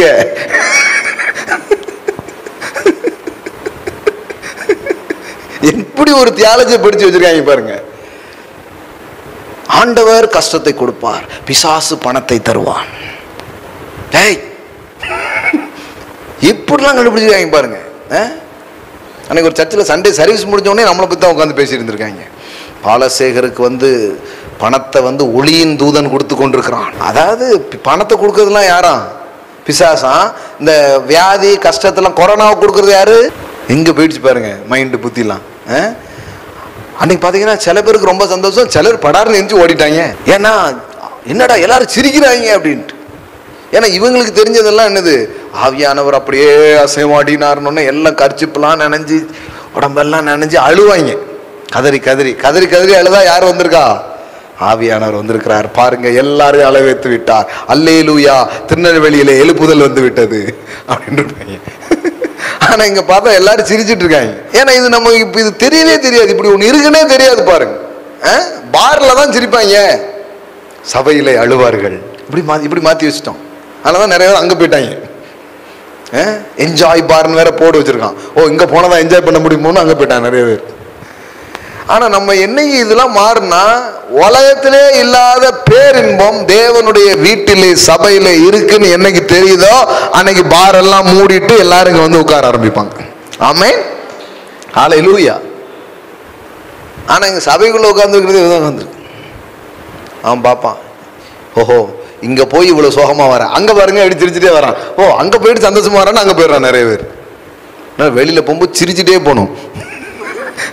நடிப்புலாம் கிடையாது, நிஜமா நீங்க சிரிக்க முடியும். ஆமென். கவனிங்க, அல்லாமலும் அக்கினிமயமான நாவுகள் போல் பிரிந்திருக்கும் நாவுகள் அவர்களுக்கு காணப்பட்டு அவர்கள் ஒவ்வொருவர் மேலும் வந்து அமர்ந்தது. அவர்கள் எல்லாரும் பரிசுத்த ஆவியினால் நிரப்பப்பட்டு ஆவியானவர் தங்களுக்கு தந்தருளின வரத்தின்படியே வெவ்வேறு பாஷைகளிலே பேச தொடங்கினார்கள். வானத்தின் கீழ் இருக்கிற சகல தேசத்தாரில் இருந்து வந்த தேவ பக்தியுள்ள யூதர்கள் அப்பொழுது எருசலேமிலே வாசம் பண்ணினார்கள். இந்த பண்டிகை நாள்னே இந்த ஊர்ல ஊர் திருவிழானா எல்லாரும் வருவாங்க தானே, பார்த்துருக்கீங்களா? சிலர் ஊருக்கே இப்பதான் வருவாங்க. ஒரு திருவிழா இருக்கும், அப்ப எல்லாரும் வருவாங்க. தெரியுமா தெரியாதா உங்களுக்கு? ஓ, நீங்க போதையில் இருக்கீங்களோ? நாங்கள் அப்படியே ஹோலி ஸ்பிரிட் அனாயிண்டிங்ல பாப்பான்னுட்டு இருக்கும்போது நீங்க என்ன பேசிட்டு இருக்கீங்க அப்படிங்கிறீங்களா? அப்போ அந்த மாதிரி பண்டிகை நாள் எருசலேமில் பண்டிகை. அதனால எங்கெல்லாமோ இருக்கிற எல்லா மக்களும் எங்க வந்திருக்கிறாங்க? எருசலேமுக்கு வந்திருக்கிறாங்க. ஒரு ஃபெஸ்டிவல் டைம் பாருங்க. அது எப்படி போட்டிருக்கு? வானத்தின் கீழ் இருக்கிற சகல தேசத்தாரிலும் இருந்து வந்த தேவ பக்தியுள்ள யூதர்கள் அப்பொழுது எருசலேமிலே வாசம் பண்ணினார்கள்.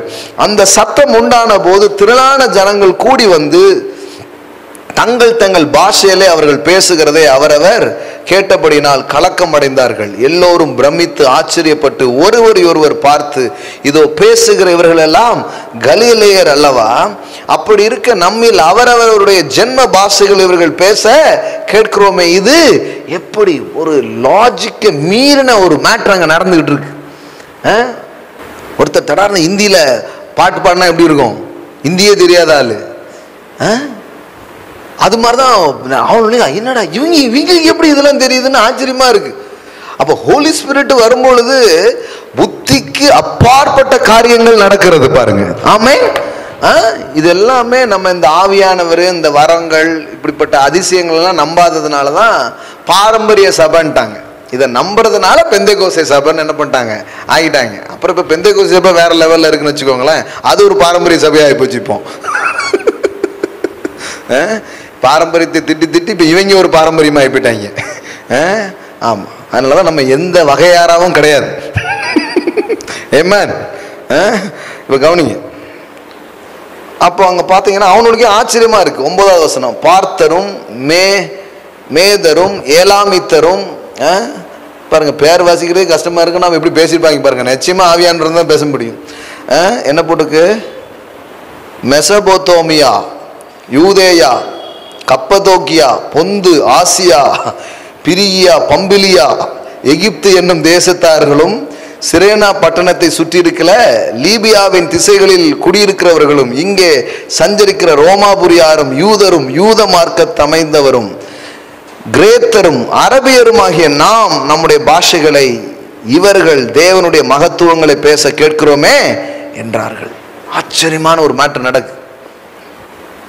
எல்லோரும் பிரமித்து சந்தேகப்பட்டு இது என்னமாய் முடியுமோ என்று ஒருவர் சொல்லிக் கொண்டார்கள். மற்றவர்களோ, கவனிங்க, பாயிண்ட் வந்துருச்சு பாருங்க. மற்றவர்களோ, இது ஒன்றும் இல்லை, இவங்க எல்லாம் குடிகார பையங்க அவனும் பேசிட்டு இருக்காங்க.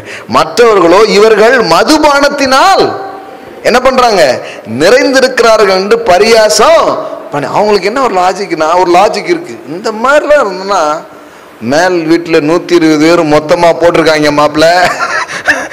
எந்த சரக்குன்னு தான் தெரியல, ஆனா 120 போட்டிருக்காங்க. பார்த்தா அவன் பேசுறத பார்த்தா அப்படிதான் தெரியுது.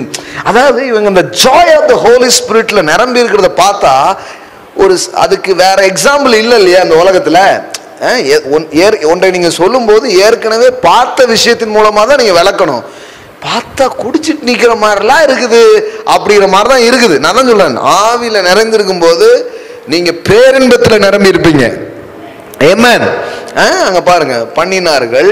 அப்பொழுது பேதுரு 11 கூட நின்று அவர்களை நோக்கி உரத்த சத்தமாய், யூதர்களே, எருசலேமில் வாசம் பண்ணுகிற ஜனங்களே, நீங்கள் எல்லாரும் அறிந்து கொள்வீர்களாக, என் வார்த்தைக்கு செவி கொடுங்கள். நீங்க நினைக்கிறபடி இவர்கள் வெறி கொண்டவர்கள் அல்ல. பொழுது விடிந்து 3ஆம் மணி வேளையாய் இருக்கிறது. அப்படின்னா என்ன அர்த்தம்? மணி 10 மணிக்கெல்லாம் டாஸ்மார்க் அடைச்சிருவாங்க. ஆனா இது பாருங்க, வேற ஒரு டைம்ல நடந்துகிட்டு இருக்கு. வாங்கி வச்சு குடிச்சதா கூட நீங்க நினைச்சுக்காதீங்க. இது அந்த மாதிரி ஒரு விஷயமே கிடையாது அப்படின்னு எக்ஸ்பிளைன் பண்றார். தீர்க்கதரிசியாகிய யோவேலினால் உரைக்கப்பட்டபடியே இது நடந்தேறுகிறது அப்படிங்கிறார். இப்ப நல்லா கவனிங்க, மதுபானத்துக்கு ஏதுவான வெறி கொள்ளாமல் ஆவியினால் நிரம்பி. இந்த எக்ஸ்பீரியன்ஸ் தான் சபையினுடைய ஃபர்ஸ்ட் எக்ஸ்பீரியன்ஸ். சபையினுடைய முதல் அனுபவமே என்ன? சிற்றின்பத்திலே மூழ்கி கிடந்திருக்கிற தேவன் சபை தேவன் தனது பரிசுத்த ஆவியினால் உண்டாகும் பேரின்ப மதுவினால் நிரப்புகிறார். ஆமென்.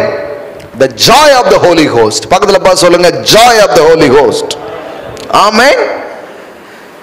ஆவி மதுவை கொடுக்கிறார், பேரின்பத்தை அவர் கொடுக்கிறார். அதனால எல்லாரும் நிரம்புறாங்க. பாருங்க, இது ஒன் டைம் நடந்த ஒரு விஷயம் அப்படி கிடையாது. நீங்க அப்போஸ்தலர் நடவடிக்கைகள் ஃபுல்லா அப்படி பார்த்துட்டே வந்தீங்கன்னா அவங்களுடைய அனுபவங்களில் இது தொடர்ந்து என்ன பண்ணிக்கிட்டே இருக்குது, இருந்துகிட்டே இருக்குது. பாருங்க, ஒரே ஒரு ஸ்கிரிப்சர் காட்டுறேன். அப்போஸ்தலர் 13 எடுத்தீங்களா, 50ல இருந்து வாசிக்கிறேன். யூதர்கள் பக்தியும் கனமுள்ள ஸ்ரீகளையும் பட்டணத்து முதலாளிகளையும் எடுத்துவிட்டு பவுலையும் பர்னபாவையும் துன்பப்படுத்தும்படி செய்து, நல்ல கவனிங்க, துன்பப்படுத்தும்படி செய்து தங்கள் எல்லைகளுக்கு புறம்பாக அவர்களை துரத்தி விட்டார்கள். துன்பப்படுத்தி துரத்தி விட்டார்கள். என்ன பண்ணணும்? உட்கார்ந்து ஒரு மூலையில துன்பப்படுத்தி துரத்திட்டாங்களேன்னு அழணும் தானே. ஆனா என்ன பண்றாங்க? இவர்கள் தங்கள் கால்களில் படிந்த தூசியை அவர்களுக்கு எதிராக உதறி போட்டு இக்கோனியா பட்டணத்துக்கு போனார்கள். சீசர்கள் சந்தோஷத்தினாலும் பரிசுத்த ஆவியினாலும் நிரப்பப்பட்டார்கள். ஆமென். எல்லாம் சொல்லுங்க, சந்தோஷத்தாலும் பரிசுத்த ஆவியினாலும் நிரப்பப்பட்டார்கள். என்னங்க கடந்து சிரிக்கிறாங்க? வேற ஒண்ணும் இல்லைங்க, சந்தோஷத்தினாலும் பரிசுத்த ஆவியினாலும் நிரப்பப்பட்டார்கள். ஆமென். இந்த சபை மேல அந்த அனாயிண்டிங் இருக்கு. இங்க இருக்கிற பிள்ளைங்க அதை எக்ஸ்பீரியன்ஸ் பண்ண முடியும். ஆமென். அதனாலதான் இதை ஊத்துனார் இந்த சபை மேல. ஒவ்வொரு ஞாயிறு ஆராதனையிலும் மற்ற நேரங்களிலும் பாருங்க, மக்கள் பேரின்பத்தினால் நிரப்பப்படுகிறார்கள், சந்தோஷத்தினால் நிரப்பப்படுகிறார்கள், மகிழ்ச்சினால நிரப்பப்படுகிறார்கள். ஏன்? தேவன் இன்னைக்கும் அதை செய்து கொண்டே இருக்கிறார். ஆமென். ஒருத்தங்க பாருங்க, வியாதி, அதுக்கு மருத்துவ ரீதியா எந்த இதுவுமே கிடையாது. ஆனா இதே போல அமர்ந்து வார்த்தையை கேட்டுக்கொண்டிருந்த போது ஆவியானவர் நிரப்பின அந்த சந்தோஷத்தை அவர்கள் பெற்ற அந்த நாள் அவங்க வாழ்க்கையில வியாதிகள் மறைந்த நாளாக இருக்கிறது. ஆமென். ஏன்னா மன மகிழ்ச்சி நல்ல மருந்து, நல்ல ஔஷதம். ஆமென். தேவன் சந்தோஷத்தை ஊத்துறாருன்னு அர்த்தம், ஆரோக்கியத்தையும் ஊத்துறாருன்னு அர்த்தம். ஆமென். அப்ப இன்பத்தை அளிக்கிறார். எல்லாம் சொல்லுங்க, இன்பத்தை அளிக்கிறார். அப்போ மதுபானத்துக்கு ஏதுவான வெறி கொள்ளாமல் என்ன பண்ணுங்க? ஆவியினால் நிரம்பி. எல்லாம் சொல்லுங்க, ஆவியினால் நிரம்பி. ஆமென். ஒவ்வொரு நாளும் சிற்றின்பத்தை மேற்கொள்வதற்கு ஒரே வழி, திருப்தி உள்ளவன் தேன் கூட்டையும் மிதிப்பான். உங்க மனசு அவ்வளவு சந்தோஷத்துல நிரம்பிடுச்சுன்னா தேனே இருந்தா கூட மிதிச்சுட்டு போயிட்டே இருப்பீங்க. ஆமென். அப்போ இப்படி குடிச்சிட்டே இருந்தாரு சாலமோன். என்னாரு வாழ்க்கையில் ஏதாவது கண்டுபிடிச்சாரா அப்படின்னா பாருங்க, உன்னத பாட்டு அதை மட்டும் வாசித்துட்டு ஜெபம் பண்ணலாம். இந்த மதுல இருந்து இந்த மதுவுக்கு எப்படி மாறினார் அப்படின்னு பாருங்க. திராட்சை ரசத்திலும் 1, 2 பாருங்க. சாலமோன் பாடின உன்னத பாட்டு. அவர் தமது வாயின் முத்தங்களால் என்னை முத்தமிடுவாராக. நிறைய முத்தம்லாம் பார்த்துட்டேன். எவ்வளோ முத்தத்தை அவன் வாங்கியிருப்பான், ஒண்ணுமே எனக்கு இல்லை. ஆனா அவர் வாயிலிருந்து வந்த ஒரு முத்தம் மொத்தமுமா இருந்தது. ஆமென். இப்போ டிவைன் ரொமான்ஸ்குள்ள அவன் போயிட்டான். உங்களுக்கு புரியுதுங்களா? இது வரைக்கும் சாராயத்துல பார்த்துட்டு இருந்தான், இப்ப சர்வ வல்லவர்கிட்ட பார்த்துட்டு இருக்கான். இது வரைக்கும் இந்த இந்த இந்த மதுபானங்கள்னால வர சந்தோஷத்தை பார்த்துட்டு இருந்தான். இப்போ இன்னொரு டிவைன் ரொமான்ஸ்குள்ள போறான். உன்னத பாட்டு ஒரு நாள் நான் பேசியிருக்கிறேன் ஏற்கனவே கொஞ்சம், ஆனா திருப்பியும் நான் பேசுவேன். உன்னத பாட்டு நிறைய பேர் பிரசங்கமே பண்ண மாட்டாங்க. ஏன் தெரியுமா? அது காதல் போதை, அதனால எல்லாம் பேச மாட்டாங்க. இன்னும் கெட்ட வார்த்தை சபையில அப்படின்றாங்க. ஆனா it is a divine romance. இது கடவுளுக்கும் மனிதனுக்கும் ஏற்படுகிற தெய்வீக காதலாக இருக்கிறது. ஆமென். அதுதான் தீர்வு. பாருங்க, அங்க என்ன சொல்றாரு பாருங்க, உமது நேசம் திராட்சை ரசத்தை பார்க்கிலும் இன்பமானது. ஆமென். உமது நேசம் திராட்சை ரசத்தை பார்க்கிலும் இன்பமானது. அப்படின்னா என்ன அர்த்தம்? நிறைய பாட்டிலா குடிச்சேன், ஆனா உங்க நேசம் வந்துச்சு பாருங்க, நான் குடிச்ச சரக்கெல்லாம் விட இது இன்பமானது அப்படின்ட்டாரு. ஆமென், ஆமென். எழுந்து நிற்போம். Thank you Jesus. பாருங்க, அப்போ சிற்றின்பத்தில் வாழ்ந்த ஒரு மனிதன் பேரின்பத்தை ருசி பார்க்க ஆரம்பிக்கிறான். ஆமென். இன்னைக்கு நீங்க உங்களை கடவுள் குற்றப்படுத்த விரும்பல, நீங்க அவர்கிட்ட மனசு திறந்து நீங்க வரலாம். ஆண்டவரே, என் வாழ்க்கையை கூட எத்தனையோ சிற்றின்பங்கள் ஆக்கிரமித்து இருக்கு, ஏன்னா என் மனசு வெறுமையா இருக்கு, எனக்கு வழி தெரியல, எனக்கு உதவி செய்யுங்கன்னு கேளுங்க. ஆவியானவர் உங்களுக்கு உதவி செய்ய ஆரம்பிப்பார். ஆமென். அவர் வந்தது உங்களை குற்றப்படுத்த அல்ல, உங்களை குணமாக்குவதற்காக. ஆமென். உங்களை குற்றப்படுத்துவதற்காக அவர் வரவில்லை, உங்களை குணமாக்குவதற்காக அவர் வந்திருக்கிறார். அப்போ சாலமோன் கண்டுபிடிச்சிட்டான், திராட்சை ரசத்தை பார்க்கிலும் டாஸ்மார்க்கை பார்க்கிலும் உம்முடைய நேசம் இன்பமானது. ஆமென். அப்போ நிறைய பேர் நினைக்கிறாங்க, எல்லாத்தையும் விட்டு விட்ட என்றால் துன்பத்தோடு நீ கடவுளிடம் வாழ வேண்டும் அப்படின்னா, கடவுளிடம் வருவது என்பது பேரின்பத்தினிடம் வருகிறதா இருக்கிறது. அது இது என்னமோ துன்பத்தை சில என்ன நினைக்கிறாங்கன்னா, உலகத்துல நல்ல ஜாலியா சிரிச்சுக்கிட்டு இருக்கலாம், என்னைக்கு ரட்சிக்கப்பட்டோமோ அன்னைக்கு திருப்பி போயிடும், இப்படி ஆக்கிட்டாங்க. இவ்வளவு தப்பான ஒரு இது பாருங்க. சிலர் ஒரு மாதிரி சோகமா இருப்பாங்க, ஏன் அவர் ரட்சிக்கப்பட்டு விட்டார். இவங்க இன்னும் ரொம்ப சோகமா இருக்காங்க, இவங்க ரட்சிக்கவும் பட்டு அபிஷேகமும் பெற்றுட்டாங்க. ஆடா பாவி, அதான் சொல்லுதுல உங்க தியாலஜில வேற எப்படி சொல்லன்னு தெரியல, கடுப்பேத்துறார் மயிலாட. எப்படிலாம் ஆயிடுச்சு பாருங்க. கடவுள்கிட்ட போக போக ஆள் மூஞ்சி சுருங்கிறதா. எந்த கடவுள்கிட்ட போறாங்கன்னு எனக்கு தெரியுமாயிட்டு. உன் கடவுள் யாருன்னு எனக்கு தெரியலையே. இவரிடத்துல போக போக பேரின்பம், இவர் தருகிற பேரின்பம் உங்க வாழ்க்கையை நிரப்ப ஆரம்பிக்கும். திராட்சை ரசத்திலும் உம்முடைய நேசம் இன்பமானது. ஆமென்.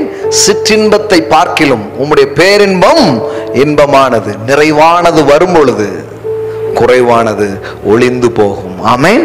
நிறைவானது வரும் பொழுது குறைவானது ஒளிந்து போகும்னு என்ன அர்த்தம்? பேரின்பம் வரும் பொழுது சிற்றின்பங்கள் காணாம போயிடும். நம்ம எப்ப பார்த்தாலும் சபையில ஒரே அதை பண்ணியா இதை பண்ணியா அப்படியே பேசிட்டே இருக்குது. எனக்கு ஒரு நாள் பாத்தீங்கன்னா, நம்ம ஒரு நாள் இந்த மூவிலாம் பார்த்து ரொம்ப நம்ம எப்படியாவது ஒரு நாள் வாழ்க்கையில சம்பாதிச்சு டிவி வாங்கி படம் பார்த்துக்கிட்டே இருக்கணும் இப்படி யோசித்தம் பாருங்க. நான் ஆனா உண்மையில நான் டிவி வாங்கி எல்லாம் வாங்கினேன். அப்புறம் பார்த்தா உட்காந்து கேசட்டா உட்காந்து கேட்டு டிவிடியா கேட்டுட்டு இருந்தேன் உட்காந்து. ஏன்னா அதை விட பெரிய ஒரு விஷயம் வாழ்க்கையில் வந்து விட்டது. ஆமென். இது ஜஸ்ட் பொழுதுபோக்கு. இது இன்பத்தின் இடம் அல்ல. அவருடைய பிரசன்னமும் அவருடைய வார்த்தையும் இன்பத்தின் இடமாக இருக்கிறது. அவருடைய பிரசன்னமும் அவருடைய வார்த்தையும் இன்பத்தின் இடமாக இருக்கிறது. எல்லாம் சொல்லாமா? திராட்சை ரசத்தை பார்க்கிலும் உங்களுடைய நேசம் இன்பமானது. சும்மா திராட்சை ரசத்துக்கு எதிராக பேசக்கூடாது. அவர் நேசம் எவ்வளவுன்னு பேசணும். பேச பேச பேச இதை தூக்கி தூர போட்டு இதை எடுத்துக்கிடுவான்.